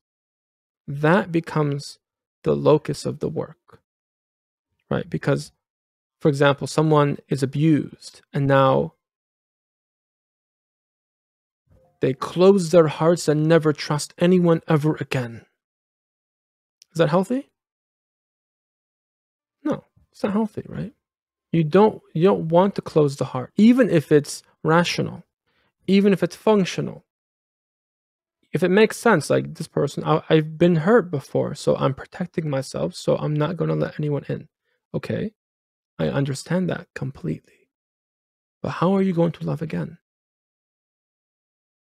How are you going to let someone into your heart again? How are you going to let Allah and the Prophet ﷺ fully into your heart? Because it is in some way, not completely, but in some way, a package deal. This is why we must heal. And this is why I believe we must heal before we undertake serious suluk, spiritual wayfaring. Because you're going to get blocked if you don't know how the nafs is showing up and blocking your heart. Because in the way that I see it, and others may have it another way, and see it differently, but the heart is the true self. The heart is the place of the fitrah. The true temperament, the true constitution is that of the heart, the true self, capital S self. And then you have the nafs, which is the lowercase s self. Tamam? And that is compensatory. We learn that. We learn that. And we learn that by going through the effectively crucibles of early childhood. Right? And the hadith of the Prophet ﷺ alludes to this, where he says, every child is born in fitrah. Every child. Every human child is born in fitrah. And then the Jewish families make their children Jewish, and the Christian, and the Magian. And we can extrapolate that to the Muslims, make their children Muslim. So there's something very interesting about this. Now, there's a fitrah, this pure human fitrah, this Adami nature that's just pure and unadulterated. And then it's contextualized in a family unit, some sort of social structure. And then it begins to morph. But we believe that, and Allah Ta'ala says in the Quran, لا تبديل لخلق الله, when referring to the fitrah. There's no alteration, change of the fitrah. There's no alteration of the creation of Allah Ta'ala, خلق الله. So the fitrah doesn't get destroyed, but it does get covered. It does get veiled. And that's through the formation, I believe, of the nafs. Right? And that nafs will take on a certain temperament, which may not be your core temperament. It may be the exact opposite, actually, in fact. And it'll have strategies maybe of people pleasing, or it'll have strategies of mistrust, or have low willpower, or hyper-aggression. All these hyper or hypocompensations are possible within this nafsani response to the early childhood, which can be a trauma. Right? We differentiate between big T trauma and little t trauma. And different people say the big T is one or the other. Right? The somatic experiencing people, which deal with a lot of shock trauma, say shock trauma are like accidents, abuses, these one-off experiences. You get stuck in a house fire. It's a shock trauma. You come back from war, you know, PTSD, shock trauma. And then there's what they would say is lower T trauma. I would say is big T trauma, actually, which is the childhood trauma, the developmental trauma, the living life in our families, and God bless our families, but living life in our families for 18 years trauma, more or less. And we all get it. I think everyone who's going to hear these words is going to go like, yeah, because it's dunya, and it is a place of test. And we do have a nafs. Nobody leaves childhood unscathed by the design of Allah Ta'ala, because we're here to be tested. And so we're going to be sent here with the fitrah, and then we're going to lose it. And can you come back? Can you apply Islam, Tawheed? Can you use the knowledge of the Prophet ﷺ in the ibadat and ilmul abdan to align the fitrah, to come back to the heart, come back to suppleness, to aliveness, to vitality, to your love, to your service? Can you do that? Can you apply the whole deen? The whole deen is the medicine. You know, people, my teacher Hakim says, people asked him, what is Islamic medicine? You know, is it black seed? Is it hijama? He says, it's none of that. Islamic medicine is Islam. All of it. And when you apply that, you come back to your heart and you come back to Allah. So we have this qalb and we have this nafs. And the nafs now has these strategies. And so trauma work is working with the body, with the heart, with the intellect, right? With these different parts of us to begin to help us move through the stages of nafsani control, right? Nafsani hegemony, to come back to the heart, right? And we know like the 3 stages of nafs, the ulama teach us, nafs al-amara basu, and nafs al-lawama, and nafs al-mutma'inna.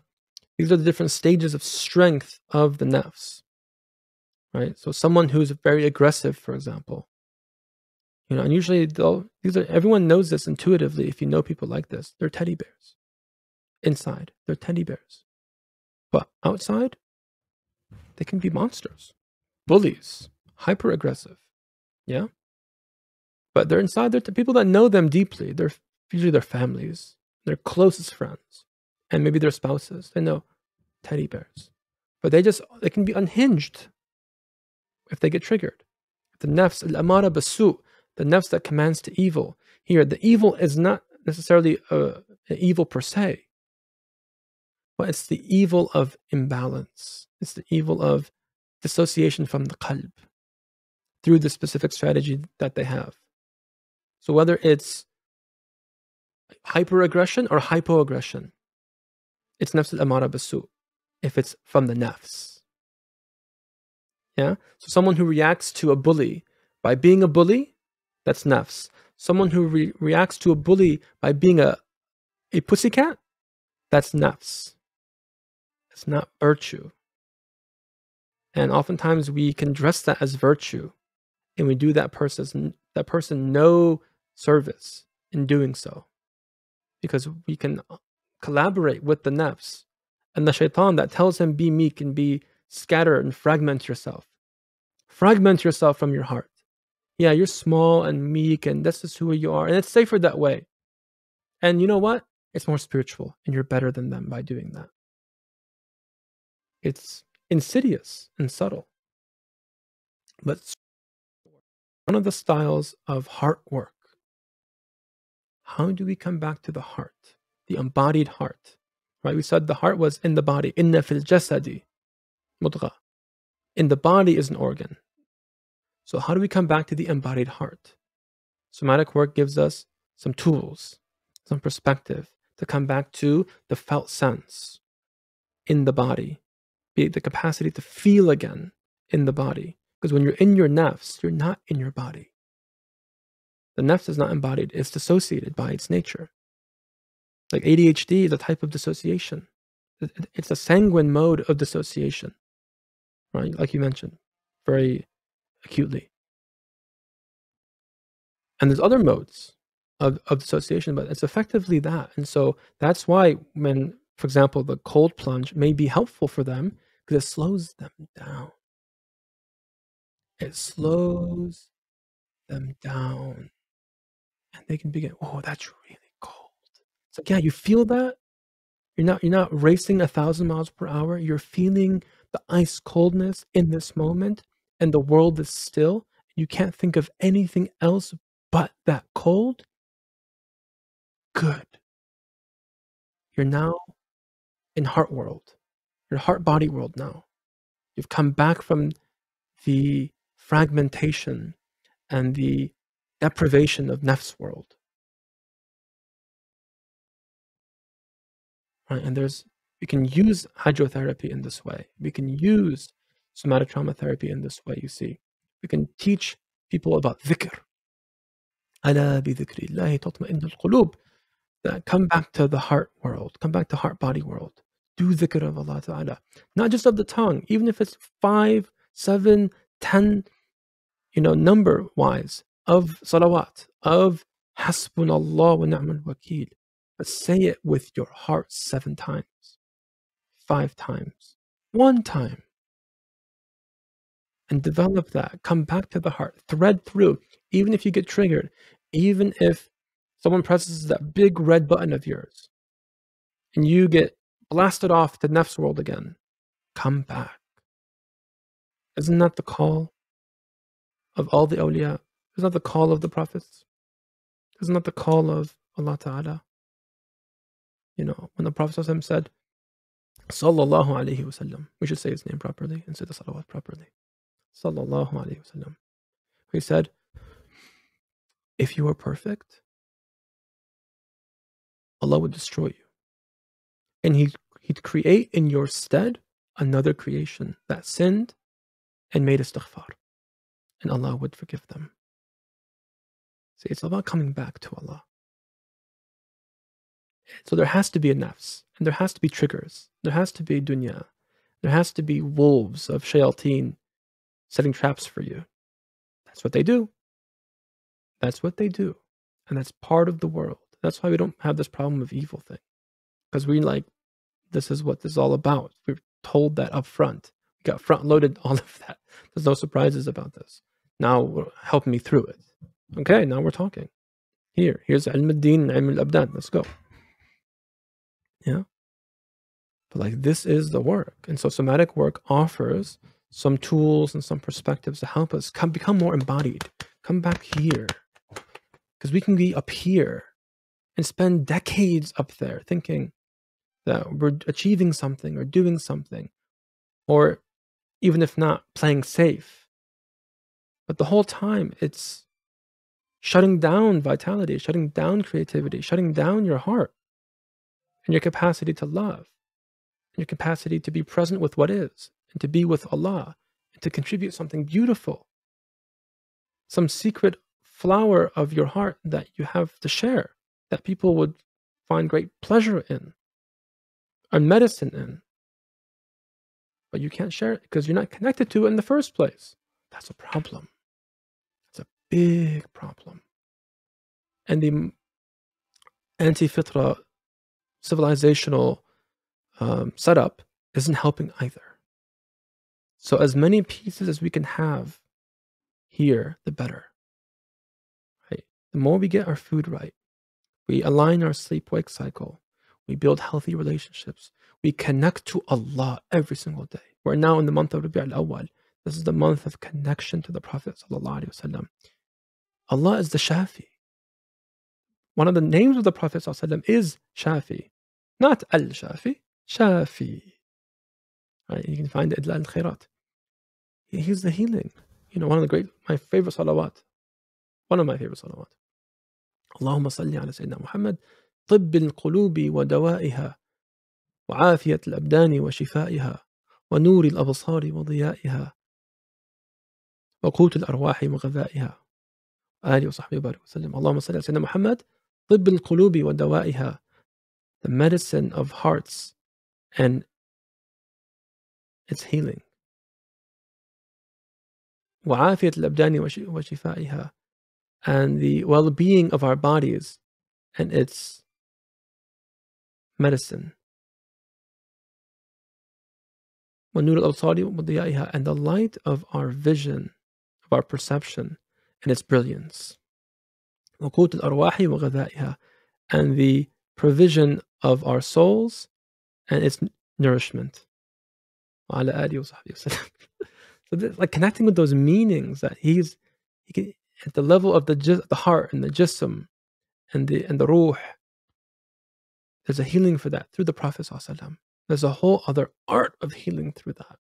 You know, one of the books of healing it's called Al-Shifa by Qadi Iyad, which is a book on the shama'il and the attributes and the characteristics and the character and the person of the Prophet ﷺ and his virtues and his story, the seerah and elements is also mentioned in the book. It's a healing. It's a beautiful healing.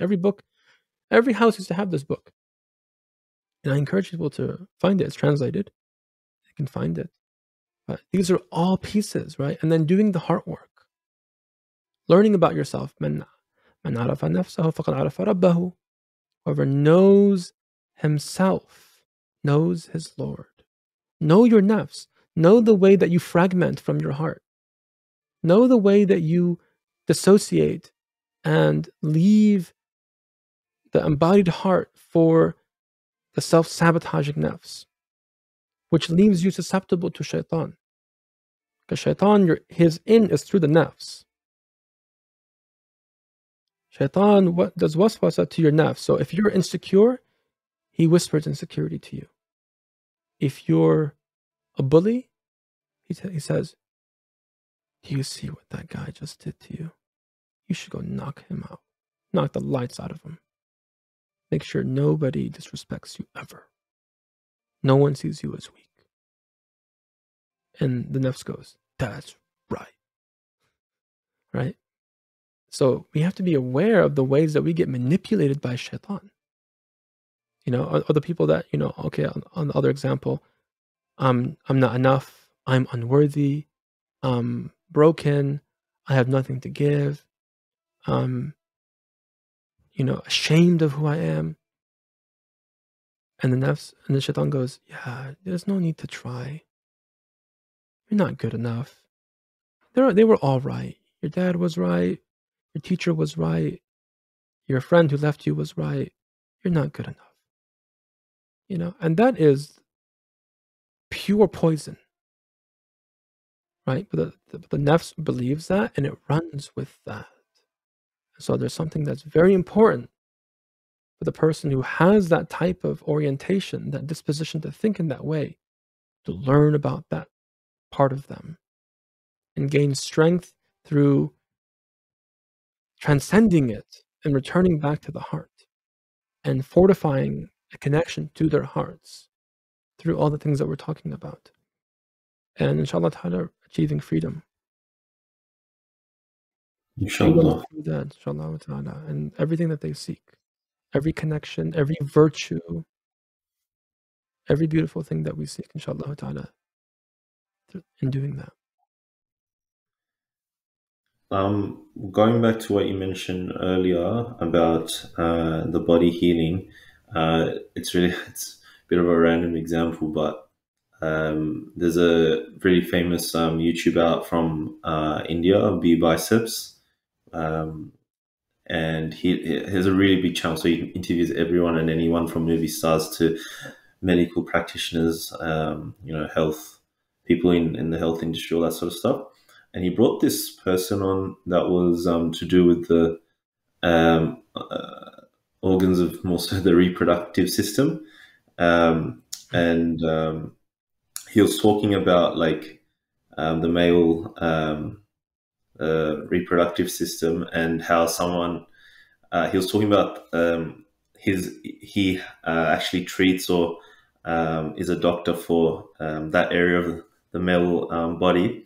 Mm-hmm. And he had a really crazy case, and he's basically like the ethos or the recurring theme he kept mentioning in his talk was so I was very curious. I'm like, I wonder what he has to say. He just kept talking about how the human being or the body has an amazing healing mechanism, and he's had this situation where that part of the male's body was chopped off of a certain condition he had, and he was able to just stitch it up in a way, and it healed itself. And I'm just like, subhanallah, like imagine that, like imagine. I just couldn't believe it. And he's basically saying like, obviously they'll just take the means to kind of put it together, and then the body will do the rest, right? And exactly what you're mentioning about, why doesn't the body heal in such a way where it overheals and starts growing and doing all this sorts of stuff, right? Just sort of knows exactly how and where, and in ways we don't even understand, right? Like, because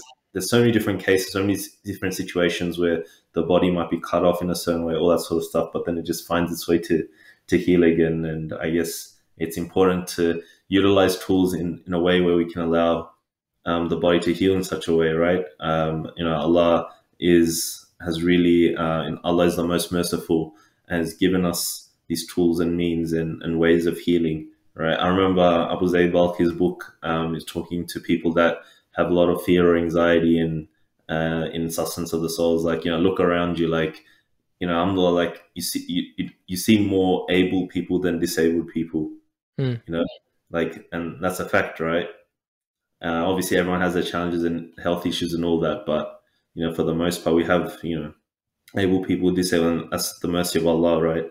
So it's really important that we become more acquainted with ways or means to be able to let the body heal in such a way, and that obviously doesn't just that extends to healing from emotional perspective and the residue you mentioned as well that may leave on the body, and utilizing different means and modes in order to facilitate the body to heal again. That's really, really important. And in regards to feeling again and being one and being with the Fitrah, I think it kind of goes back to my earlier point about acupuncture, where I was talking to the Chinese medicine doctor, and I was just asking, like, have you had cases of someone that just, because they're able to sort of, I think, understand that, okay, how far you can put the, what's it called, the needle or whatever into the body is also a reflection of possibly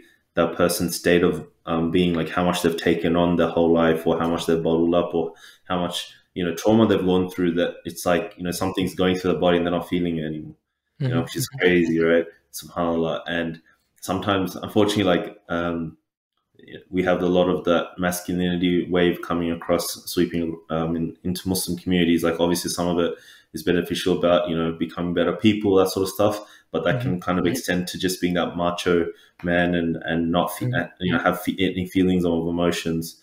And I guess from a medical or acupuncture perspective as well, that's not healthy, right?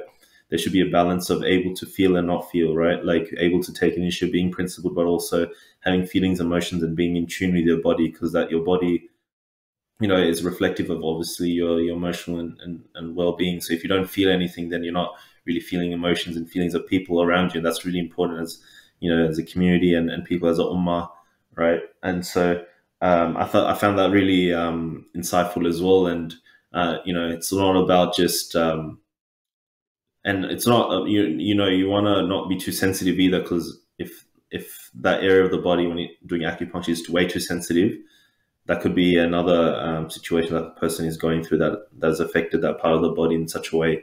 It's about, not being too sensitive, but it's a balance, right? So it's really fascinating how we have these tools to really understand it. It wasn't just from a very bodily, like you can just analyze the body and be like, okay, that part is too sensitive, let's fix it and job done. But there's more to what meets the eye. There's more to discover. There's more to unpack as well in that sense. Yes. MashaAllah.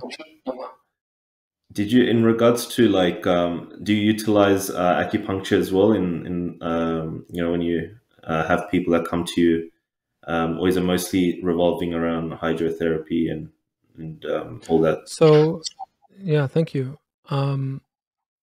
I have studied a little bit of acupuncture. You're right. I read more like text of Chinese medicine philosophy. I'm really interested in like their clinical theory and their philosophy of practice and stuff like that. But basically, I'm a homeopath, and homeopathy and acupuncture they work so closely together, or so closely alike, that it's counterproductive to do both. So I had to choose at some point, basically, what do I want to master or try to master, inshallah ta'ala. Should I try to master homeopathy, or should I try to master acupuncture? Because both will need total devotion to master. It's one of those things that, like, it's easy to learn. It takes a lifetime to master it. And I'm dedicated to mastering one of them. So I had to pick one. I chose homeopathy. So I know a little bit of acupuncture. I've done, like a 100-hour course. I do a little bit of like practice on myself, my family, my father. People get certain things. I know some protocols and stuff, but I wouldn't say it's my forte at all. But I think every practitioner, for those practitioners that are listening, would do worse than to learn one of those two, either homeopathy or acupuncture. As far as I'm concerned, there's nothing deeper, acting, and more holistic than those two disciplines. The third probably would be a very traditional holistic practice of herbalism. But nowadays, herbalism, unfortunately, is becoming very dry.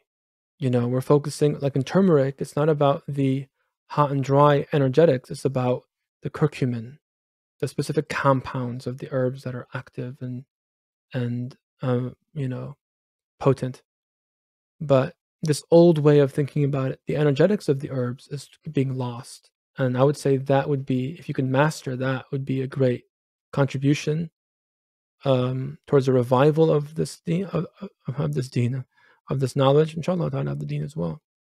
But also something very effective when done well. But I'm a homeopath, so that's my kind of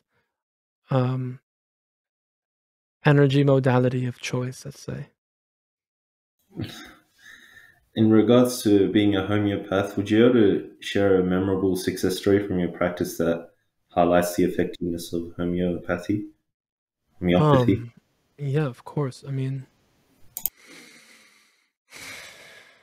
all the time, like I just had a case earlier today of a woman who is a mother of 4 children, and her constitution's kind of earth. She's melancholic, and she tends to like perfectionism and fastidiousness and anxiety, and her back gets all scrunched up, and she gets carpal tunnel, and very irritable and cranky with her husband and the kids, and she takes on too much and does too much, and then she freaks out on the kids, but she won't let in any self-care. She won't relax, and is having hormonal issues.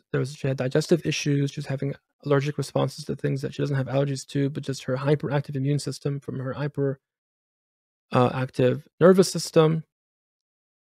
So we did a little bit of counseling, but not enough to really, I believe, have a hand in what happened. I gave her a homeopathic remedy, and the remedy was suited to her constitution. So in homeopathy, we're not treating the actual symptoms per se. We're treating the individual who's presenting those symptoms. Very different, right? Very different perspective. So I'm asking her about her personality. I'm asking her about her subjective, kind of qualities. And I dosed her a remedy called Ignatia. And she reported within 2 weeks, and this is something she's dealt with for years, since she was a teenager. Anxiety's gone. She can eat the foods that she was allergic to. Her sleep is deeper. She was like ruminating in bed at night. She's getting more rest. Her relationship with her husband's getting better because now they're talking. Because now she's letting out her emotions as opposed to containing it all and fortressing it in her heart. She's been actually more weepy. more open-hearted, you know. And she said, like, I saw her today. She said, I feel like a whole chapter of my life has been opened ever since that first dose. And I dosed her only 2 doses. I mean, that's homeopathy. Homeopathy is amazing when it's right. You don't have to dose it every day for 6 months, and maybe it works, maybe it doesn't work. When it works, it works. Allahu Akbar. Allahu Akbar. There's so many cases like that. I mean, I had a case of, okay, I'll give you a case of my own child. I think when she was 6 months, my second born, she had this like whooping type cough, barking whooping cough. I don't think it was pertussis. It wasn't whooping cough itself, but it had a whooping cough type presentation. And it was scary because, when kids have young kids like that, 6 months old, 8 months old, have that kind of cough, they're choking on their air. They can't breathe properly. And that's a scary thing, right? I mean, when that kind of thing happens to me, I'm not a doctor anymore. I feel totally helpless. But alhamdulillah, Allah Ta'ala gave me tawfiq, and I was able just to kind of calm down. And my wife was like, do your thing. Like, she's going to be fine. I'm going to just comfort her. Do your thing. So I started to take the case, and there's a whole process of doing that. I'm going to save you all the technical aspects of that. But then, subhanAllah, I was inspired to remember a remedy of, what's really helpful for whooping cough. And I looked it up, and it matched perfectly what was going on. I gave my child 1 dose of high potency remedy suitable for this case. And look, my wife, she's Aussie, I told you. She's in the healthcare field, and she has a skeptical side of her too.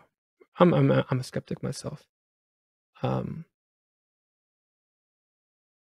She said after this experience, she became fully on board with homeopathy because this child went, Allahu Akbar. Allah is the Shafi. But this child went from 10 out of 10 whooping, barking cough, choking on her air, to breathing within 30 seconds. Within 5 minutes, I swear to Allah Ta'ala, sleeping soundly. 1 dose. That's homeopathy when it's done right. Okay? Now, is that always the case? Am I like 100% accurate with all my prescriptions? No. Sometimes, you have to try 1, 2, 3 remedies. Sometimes the case isn't clear. There's too much suppression from steroids and antibiotics and weed and, drinking and partying and night reveling and, eating bad food. It's tough to see the case clearly. So it takes some time because people now are typically sicker than they were 100 years ago, for example. So it's tougher to treat people nowadays. There's so many different levels of pathology going on, right? We're more complex. We're more neurotic. We're more multifaceted in our pathology. So it's not as clear, but alhamdulillah, these types of things happen often, alhamdulillah. Sometimes I do a counseling session, changes everything, where the homeopathy wasn't doing it. Sometimes I do counseling and nothing's shifting. I give the remedy, and then it opens everything. I'm not attached to one modality for that reason. Alhamdulillah, I have multiple tools that I am proficient in and I use, but by Allah, I consider my greatest healing modality, and I would imagine any true healer is like this as well, that before we have any patient session, I sit even for like 10 seconds before, for example, I enter the Zoom call or something, or enter someone into the clinic. And I ask Allah Ta'ala to help them. And maybe I make a dua, the dua in the Quran, وَأُفَوِّضُ أَمْرِي إِلَى اللَّهِ إِنَّ اللَّهَ بَصِيرٌ بِالْعِبَادِ. And I give over my affair to Allah, and verily Allah Ta'ala is all-seeing of His servants. Ya Allah, you do this. I'll do my thing. I'll take the asbab, but like, you're the shafi. You know, one of the Sahaba of the Prophet ﷺ is Abu Ramtha. He narrates that one day he visited the Prophet ﷺ with his father. His father apparently was a Hakim or something. So he went to the Prophet ﷺ and he saw something on his back. And he said, Ya Rasulullah, can I see your back? Ana tabib. I'm a physician. And the Prophet ﷺ reported to have laughed, like chuckled. He says, Allahu tabib. Allah is the physician. Anta rajulun rafiqun. You are a compassionate person. Right? Like, the highest maqam that you can have is not to, when we say healer, it's not because you're the source of healing, right? Inshallah, you're the vehicle, you're the channel of healing from the source. Allahu tabib. We're the compassionate people trying to help. That's the Hakim, right? That's the tabib, really. But like, that's really what helps, I swear. And when I started to really drop into that, that's when I noticed more success in clinic. That, I can be the best homeopath, but if I'm veiled from whatever ego or just Allah Ta'ala not giving me tawfiq, I won't be able to actualize that knowledge. Even if I'm the greatest homeopath, the greatest acupuncturist, I have all the knowledge, I have all the degrees, I have the best supplements in town. Whatever, yeah. I'm the best counselor. If the hearts are not connected to the person, if the hearts don't connect, the healing won't connect. And yet, if the healing is there, the people of Allah, they'll read Fatiha over a glass of water. You hear these stories, right? Let's read Fatiha over a glass of water, just drink this tonight. Or put this into a basin and shower tonight. They come back cancer-free. Utterly cured. I had a friend when I was studying in Jordan who was telling me his daughter had this recurrent complaint. I forgot what it was exactly. It just was maybe recurring respiratory infections or something like that. She was always getting sick. And she was getting quite sick. Maybe she had pneumonia. I can't remember exactly what she had. But one day it was so bad. And he literally exhausted everything and no one's helping. He said, nobody can help my daughter but Allah Ta'ala. So he goes to a burda gathering, a song, a gathering of praise of the Prophet ﷺ. And they're reciting the burda of Imam al-Busayri, which has a lot of healing history as well, if you know the story of its inception. But he says, I sat and we read the entire burda in that majlis. It takes about an hour. And I was holding her in my lap the whole time. And he was weeping, tearing up, telling me the story. And I believe him 1000%. He said, by Allah, we did not finish that majlis, which I had intended it to be a healing for my daughter, but before we even entered the majlis. We did not leave the majlis, except that my daughter was completely healed of her ailment and never to have a reoccurrence again. He swears by it. I totally believe him. That is the reality of healing. So when I get asked for cases, there's a lot of cases, but it's not here to flex, here's what I can do. That's not my flex. I pray that my flex, if I'm going to flex, is that I trust Allah Ta'ala and I bring Allah Ta'ala into the clinical space. And perhaps back to what we said was the Hakim's first principle, is that you bring Allah in. You have a connection to Allah and the Prophet ﷺ deeply. And then you have a proper conception of the human being. When you do that, you can do miracles. You can do miracles even if you're, and I'm not saying this in a pejorative, even if you're a allopathic physician who typically doesn't deal in the world of cure. It's not, even doctors don't usually use that language anymore. If you have if you have Hashimoto's hypothyroid condition, you have it for life. You have arthritis, you have it for life. They're not really, and here's some medicine to help manage. But a physician starts to imbibe these realities of حسبنا الله ونعم الوكيل ولا حول ولا قوة إلا بالله العلي العظيم وأفوض أمري إلى الله إن الله بصير بالعباد اللهم صل على سيدنا محمد طب القلوب ودوائها لا إله إلا الله. They bring that in, they'll start to see cures. Patients around them will benefit in ways that they never could before. What changed? He didn't gain more knowledge. No, he gained a connection. He opened up his heart to Allah Ta'ala. And because he's in a posture of khidmah and healing, he's a rafiq, he's a compassionate person, Allah doesn't need you to use homeopathy or acupuncture.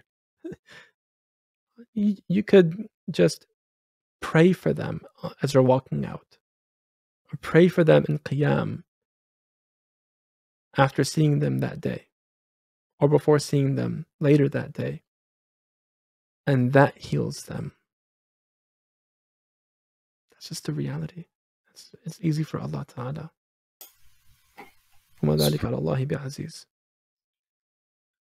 I think that beautiful story you just mentioned about the brother and his daughter, what stood out for me as well is also obviously like who's in that gathering and going through the poem Imam Busayri, but also the intention before that, which you mentioned, like he intended that the gathering is for daughter's healing.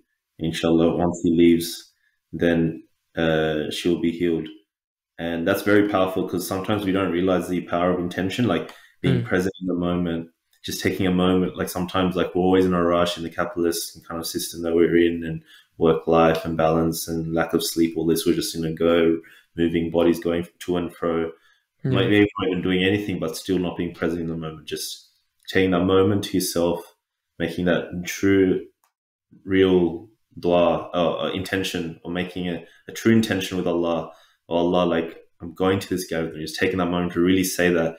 And, with your power and with your might, I want, for my daughter to be healed, like kind of taking that moment to really say that. And then really within that, trusting Allah, that Allah, create the heavens and the earth and everything in between, that Allah is a shifa, and that He'll heal, and really believing that moment is really, really powerful. Absolutely. And just taking that moment to really do that is as important as obviously the action of itself, because we know intentions are judged, actions are judged according to their intention, right? Yes. The really famous hadith. And so we just really need to channel that as well. And as you said, like all these tools we use about, you're talking about homeopathy and acupuncture, all that, it's just a means, but it's always not losing sight of what's actually the most important is intention, having that connection with Allah, dua, and taking the means as well in this spiritual sense. And, Allah will help. And I mean, it's not necessarily just only from a very purely healing perspective. It can just be people going through different things in life and challenges. And, I mean, I can definitely speak to so many in my life where it's like, okay, where is there light at the end of the tunnel? Is this going to continue? But Allah takes you from some dark places and can really put you into light in ways you never would have fathomed. Right? It's all about kind of goes back to your earlier point about the reason why we're here as a test, going through these challenges in life. But what do we really have? We just have Quran, Sunnah, Tawakkul. Yes. Husn al-dhan. That's Husn it. al-dhan of Allah Ta'ala. Right? Having a good opinion of Allah Ta'ala. Another huge and really, pertinent dimension of that. But absolutely, all of that. So beautifully said. MashaAllah. And talking about like also having good opinion of Allah, that's speaking about temperaments, sometimes I've witnessed many this delving into getting sidetracked, but it's just reminding me because I've had a lot of discussion recently with non-Muslims or people that don't have faith about the way they see the world and having these kind of logical, rational discussions. And one thing you just see recurring is like they don't have a good opinion of Allah.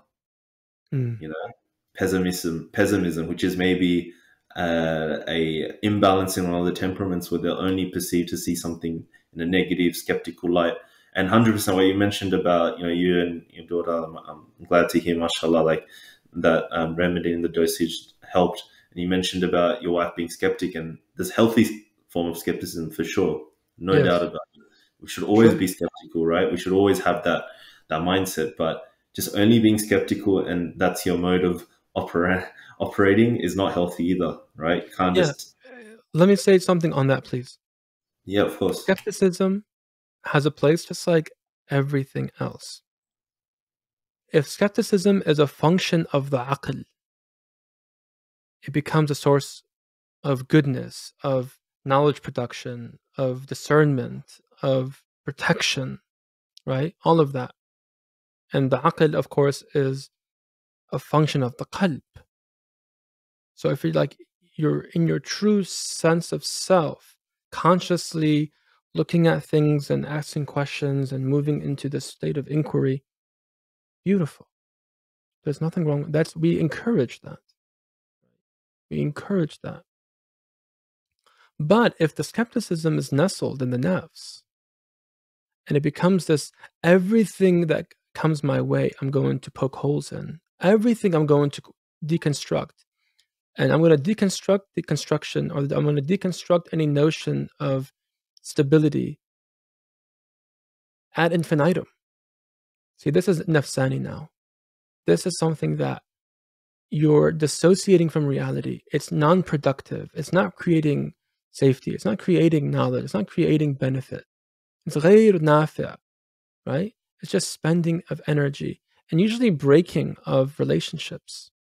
And it's not really allowing you to, find the reality of that thing that you're looking at, right? It just becomes this thing that is automatic. It's reactionary. You don't even have control of it. Even if you want to stop it, I can't stop being skeptical of everybody, everything. I'm judging everybody. I always see what's wrong. Someone who was like this one time explained to me. It's like I see everything wrong. Like I see the ideal almost, and I see everything wrong, overlaid over the ideal. I can't help but point it out. All I see is what's wrong. And like, okay, that's a very melancholic frame. And there's something good about that, right? They're good problem solvers. But if you can't turn that off, or you can't balance it with seeing of beauty, then it's going to be very difficult to cultivate gratitude, to cultivate presence and contentment, like rida and shukr, these virtues, sabr. It's always restless because something's wrong and you're resentful and you're angry, critical and judgmental and fixing and maybe a little bit clunky in the way that you do it, and you burn bridges, and it's like, man, I'm just trying to do the right thing. I'm trying to be helpful. But it's like, no, you're doing it from your nafs. And that's why it's not benefiting.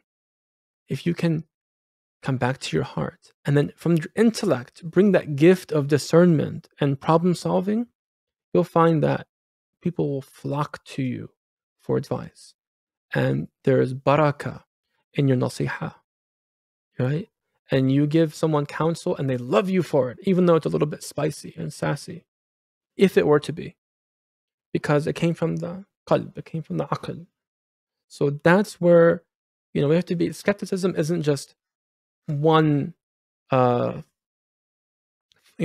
of one-dimensional mode of seeing the world, right? It depends on where it's coming from. Is it qalbani / aqlani, or is it nafsani? They're worlds apart. Thank you for that. That was beautifully described. And yeah, it's very important that even not just for skepticism, but anything in life, like whatever tool we use, it could be rationality, like is it nafsani ultimately? Yes. Right.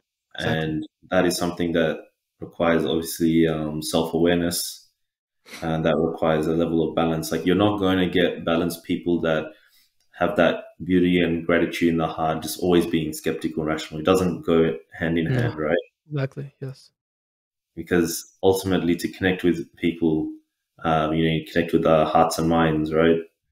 And it isn't going to occur through just purely skeptical framework, unfortunately. So it's always really important to find or realize what really centers our being, what really balances ourselves, and undertaking those steps in order to become, or in the prophetic sense, try to maintain balance in all our actions and affairs in life.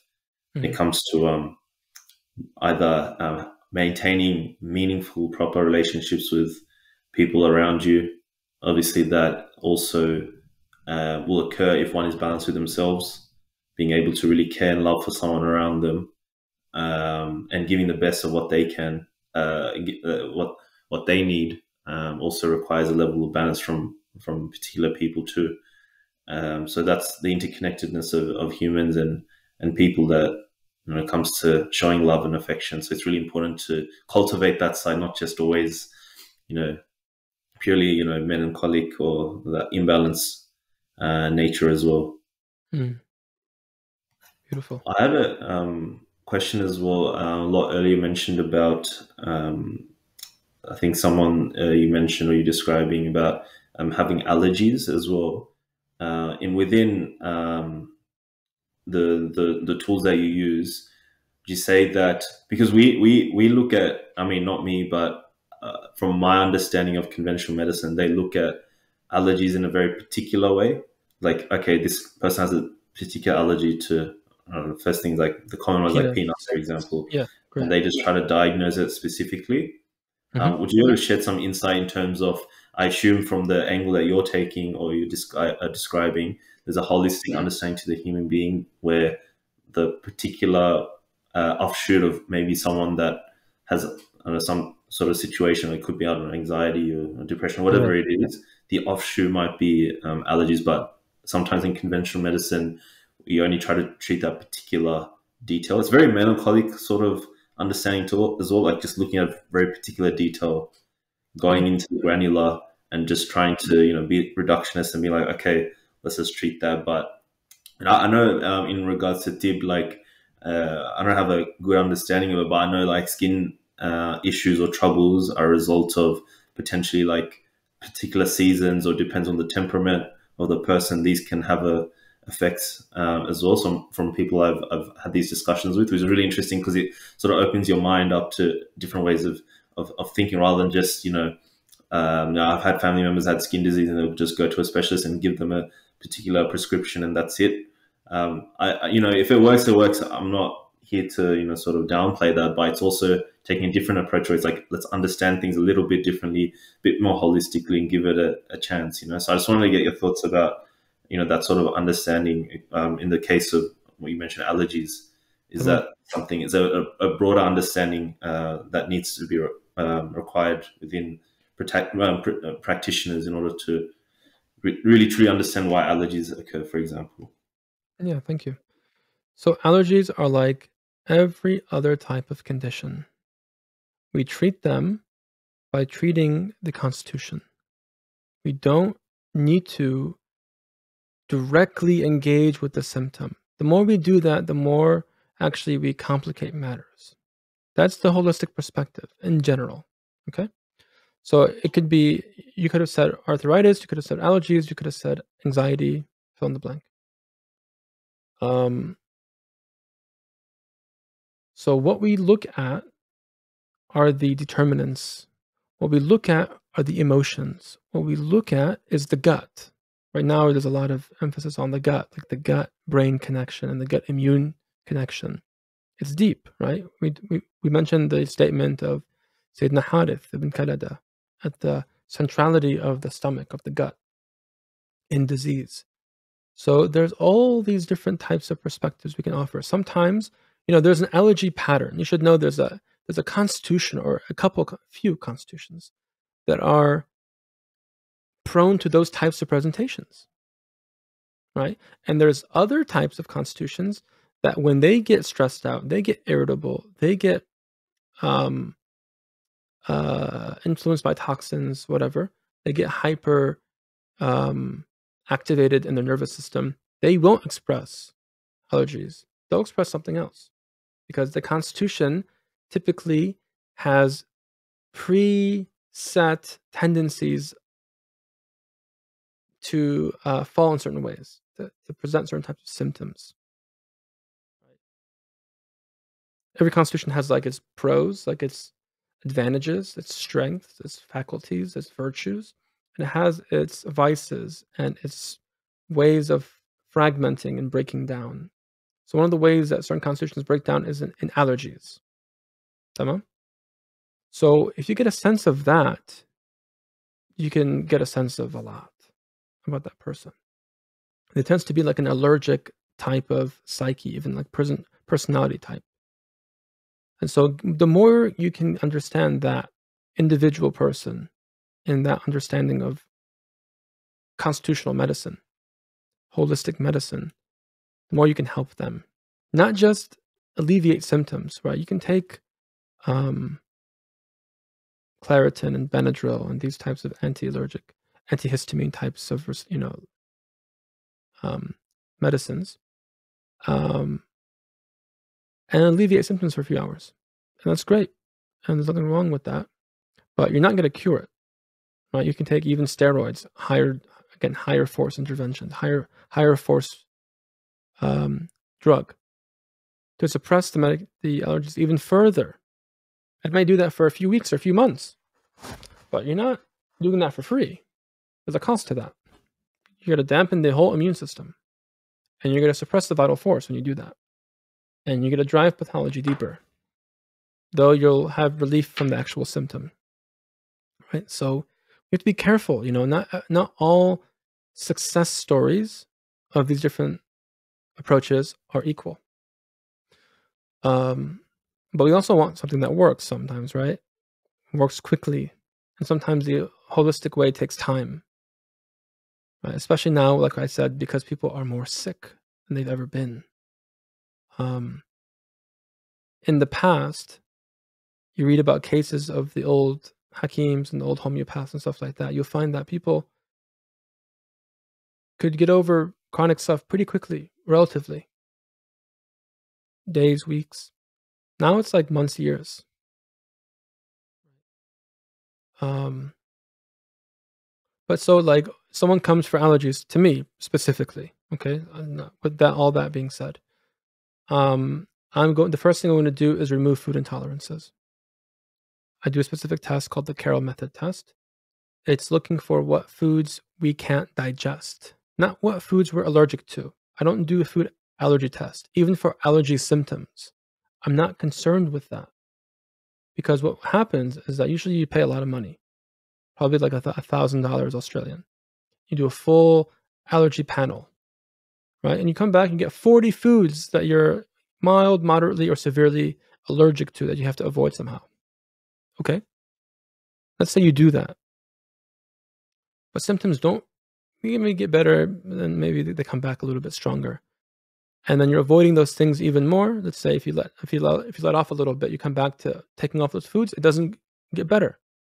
You go run another panel. And now you're allergic to other foods, 20 other foods. Because now you're engaging with those foods more. You're not engaging with the soy and the eggs that came up initially anymore. So they're not going to show up on the test. What's going to show up on the test is the foods that you're now engaging with from your hyperreactive state. You see? And you can do that ad infinitum. It's very expensive to do that. But you're not addressing the underlying cause. Why is your immune system hyperreactive in the first place? What kind of underlying stressors? Right? Is it emotional? Is it chemical? Is it nutritional/digestive? Is it hormonal? Like, what's going on here? All the above? Are they on birth control pills? Are there other medications at play? Are there certain types of pesticides being used maybe in the farms across the road that are getting into the air, getting into the water, that is affecting the person? I don't know. Is it maybe the plastics and the cosmetics a person's using? Maybe it's a deodorant you're putting right in your axilla, in your armpit, which is a very, there's a lot of immune glands here in your armpit that can trigger an immune response. I mean, it's so many things that could be. So I'm doing a food intolerance test, checking for what foods you can't metabolize. I'm giving a homeopathic remedy. I'm giving herbs and teas to help kind of just with symptoms, right? And I'm doing counseling work. Exploring the emotions. And people can have profound shifts in their allergies. Profound. Like, I've had seasonal allergies for 10 years. And now I maybe got sniffles a couple days the whole season. Thank you so much. It's like that kind of thing can happen. So it has to be holistic. If that's the takeaway, you can substitute allergies for any condition. There has to be a holistic approach. There isn't one thing where it's like, oh yeah, always that. Always this, I have the thing for it right here. Perfect. Every single time it will all work for everybody. I say to my students oftentimes who I teach homeopathy with. I teach homeopathy 2. We're getting 2.5 hours in now. I'm getting a little bit tired. I'll say, let's say you get 10 patients with anxiety. It is very probable that they could walk away with 10 different remedies because they're 10 different people presenting with 10 different types of anxiety. In reality, in the corpus of remedies that we have, there's probably like 200 remedies that cover anxiety. What type of anxiety? What are the concomitant symptoms that come with it? Is it anxiety with stomach issues? Is it anxiety with OCD? Is it anxiety with panic attacks? Is it anxiety with joint pains? Do you prefer to be in company or prefer to be alone? Is there a craving for certain types of food when you get anxious? Are these very subjective kind of features that can help us differentiate what type of anxiety is this, what type of state is this person, and what remedy do they need? So it's hyper individualized. Holistic medicine needs to be individualized for it to be proficient, right? So maybe I have 10 people with peanut allergies. They have different food intolerances. They have different arcs in their counseling journeys. I give them different diets because of different temperaments, different homeopathic remedies. Maybe I give them the same herbs, maybe the same supplement. Like quercetin is very good. Vitamin C is very good. So vitamin C is what we call a mast cell stabilizer. The mast cell is what dumps histamine.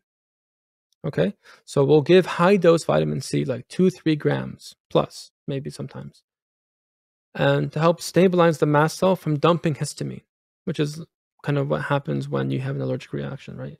That's why you give antihistamines. But the vitamin C can be a mast cell stabilizer, functioning almost as antihistamine, but in a more healthy way. So that can be helpful for everybody, but that's not going to heal, right? It's not going to heal. Just take the edge off. But if you're talking about cure, we got to go deeper.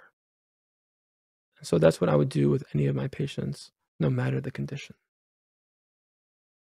Inshallah. MashaAllah. And sorry, I don't know if you, might wrap up with 1 or 2 questions. I know I had you for a while. Appreciate your time. That's good.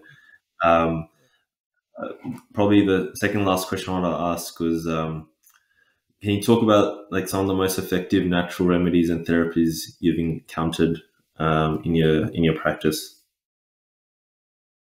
So, I mean, and I mean, in general, I believe and I love and use homeopathy, and I vouch for it. I think homeopathy is amazing. I think it's very misunderstood. I think most people that are skeptic of homeopathy don't even understand the basics of it.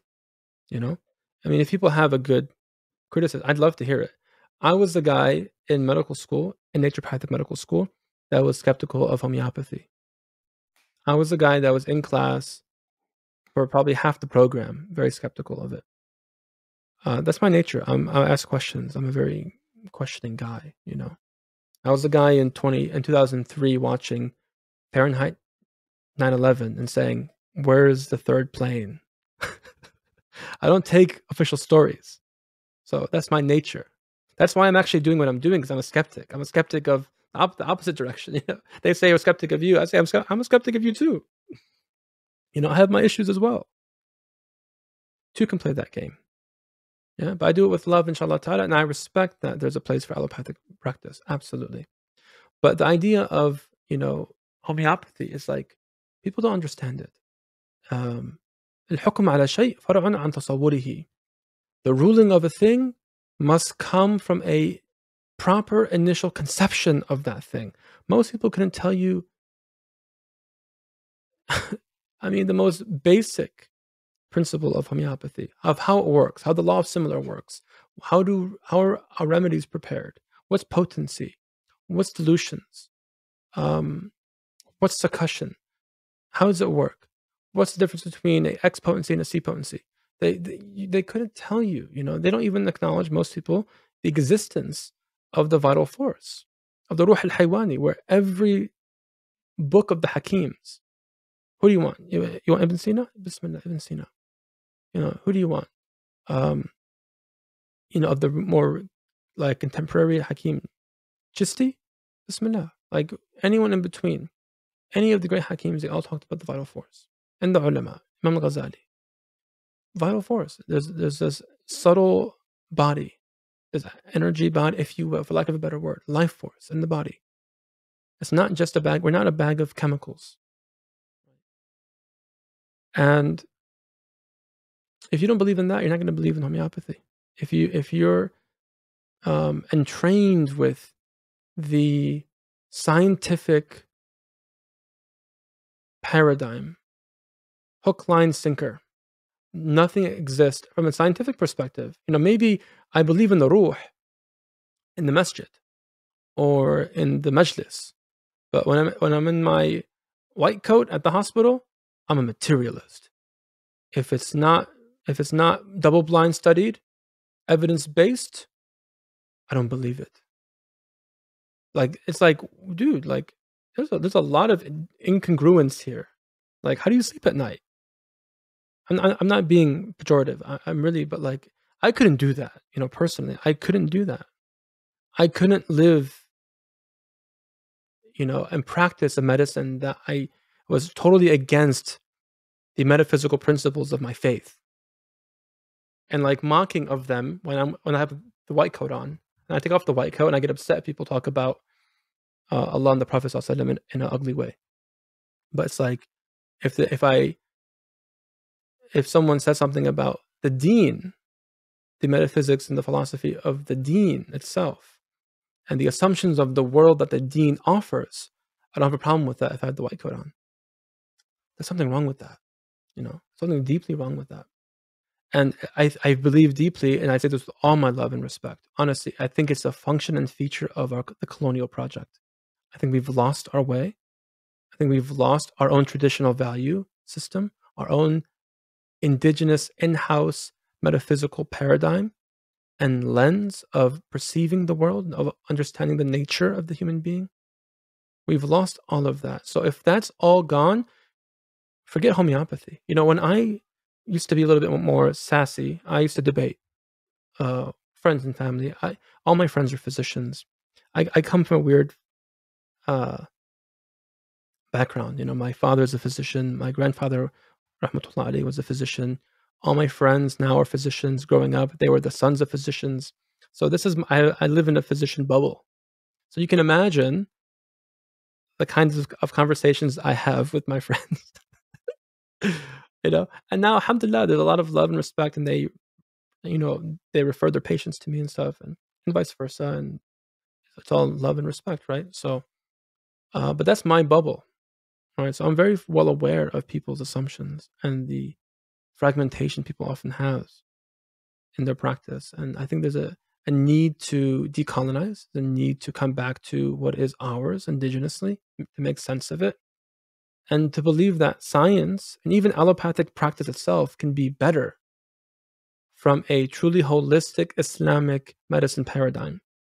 You can still maintain your antibiotics, maintain the scalpel of the surgeon, keep the MRI and the CT scan machines. We're cool with all of that. All that has a place. But just revise the assumptions that you have of the nature of the world, the nature of influence.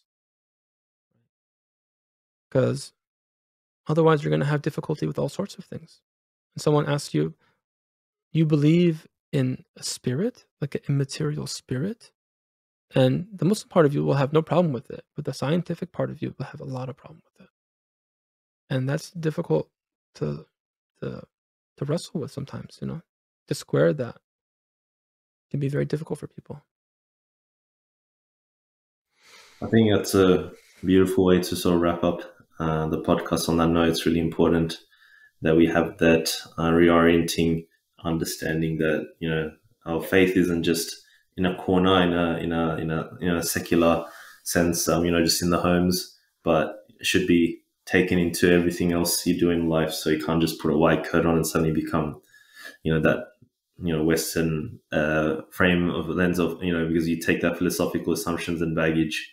So it's being aware of, being Muslim on all spheres, and just like our scholars and important people of the past that have contributed to the deen immensely.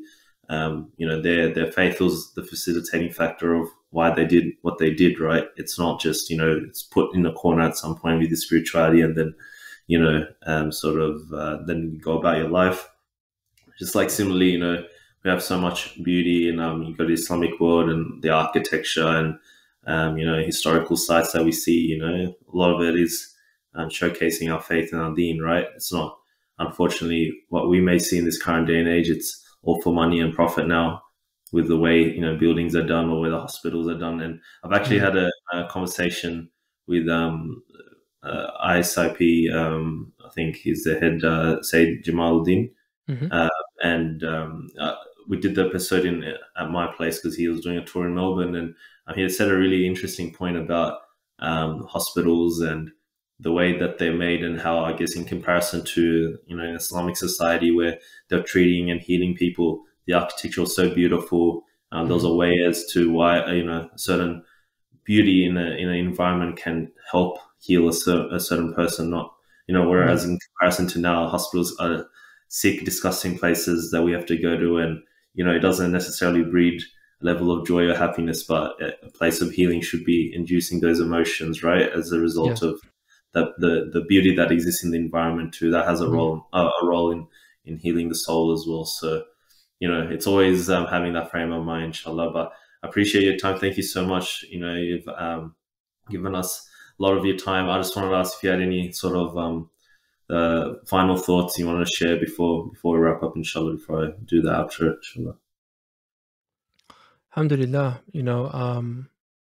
ultimately, I think we have to answer a call and come back to a mission. And that mission is that of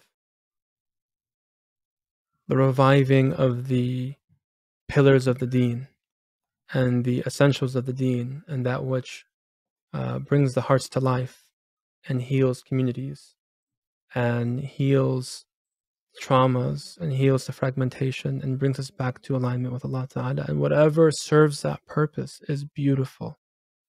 And so I encourage myself, first and foremost, and everyone to take serious this knowledge, that it is a type of knowledge, as was mentioned earlier, and is something that I believe perhaps is the most important type of knowledge in getting us to where we're all trying to get, which is, a unified, a healthy, integrated ummah.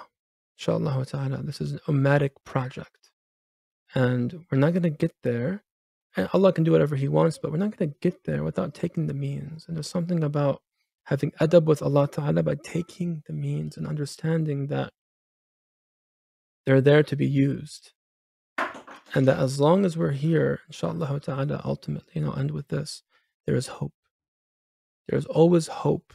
No matter what people are dealing with, people are struggling with all sorts and manner of difficulty, of depression, of anxiety, of chronic pains, of feelings of alienation, of feelings of unworthiness, of addictions to things that they can't break. Wallahi al-azim, I swear by Allah Ta'ala, all those things were made to break. All those things were made to give. And we have to believe, inshallah Ta'ala, that that's possible. We have to believe in a powerful, all able, all merciful Lord that can do anything He wants, when He wants. And that our role is to take the means, but also to come back to Allah Ta'ala in a profound way. And to invoke His help. And to ask Him for shifa directly, daily. Ya Allah, like, Ya Allah, some people have, they come to me after 10 years of going to this doctor and this therapist and that acupuncturist. And I tell them, look, you've been on a journey. And God knows all of us have been on a journey one way or another. And all of us feel stuck in some way or other at the current stage that we're in. And all of us are being invited every day to say, Ya Allah, I'm stuck. I don't know what to do. I read this book. I watched this podcast. I heard this insightful thing. I learned this new tool, but it's not working. And perhaps it's in actually giving it up to Allah Ta'ala. The hope that Allah's door is always open. That in giving it up to Allah Ta'ala, who will always answer our knock, will always open the door. That the hope for a better tomorrow, a more beautiful world, inshallah ta'ala, that's possible. A more beautiful life that we may, inshallah ta'ala, actually ourselves live a tayyib life in this world before the next world. And secure both in one swoop. By just living with Allah, being with Allah. Asking Allah ta'ala for help. Asking Him for tawfiq. And coming back from whatever distraction we have, and forgetfulness and heedlessness we have, no matter how many times we do it, God forgive us, right? Come back. What's that Rumi thing, right? Come back, come back. Even if you've broken your vows 1,000 billion times, just come back. Our caravan is not a caravan of despair. Our Prophet ﷺ was the smiling Prophet. He was the hopeful prophet, the optimistic prophet. In the books of Tibb and Nabawi, there's always chapters in every iteration of Imam Suyuti's book, Ibn Qayyim's book, others' books. There's always a bab on the optimism of the Prophet ﷺ when visiting the sick. It was a thing. It always came in cheery and tuhurun insha'Allah. This is a purification for you insha'Allah ta'ala. He'd make dua and he was light. And he'd ask people, what would you like to eat? One time he was with Sayyidina Ali visiting someone who was sick. And the Prophet ﷺ asked this person, what would you like to eat? Ya Rasulullah, I'd love to eat this and that. And the Prophet turns to Ali, Sayyidina Ali, and says, get the man a steak. Whatever the thing was. There was bright, there was warm, right? There was hilm, there was hudur, there was husn al-dhan. There was all these beautiful things that the Prophet ﷺ brought. And we have to be able to bring that for one another. So even if we're not professionals, say, whatever, we're all as Muslims invited to become healers. Healers of ourselves, healers of our families, if you're fathers, if you're mothers, if you're a leader of an organization, there's a healing dimension to your role in that maqam. And by healing yourself, you become a healing for other people. And that's what we invite Allah Ta'ala to facilitate for all of us, to remind us time and time again of the infinite mercy of Allah Ta'ala. You study medicine, you learn of the mercy of Allah Ta'ala deeply. and the vast possibilities of what is possible in every moment. Allah Ta'ala can cure you and elevate you in a second. And it's easy for Allah, and you won't take an iota of a drop of His oceans upon oceans of treasure in doing that. He just wants you. He just wants me to ask.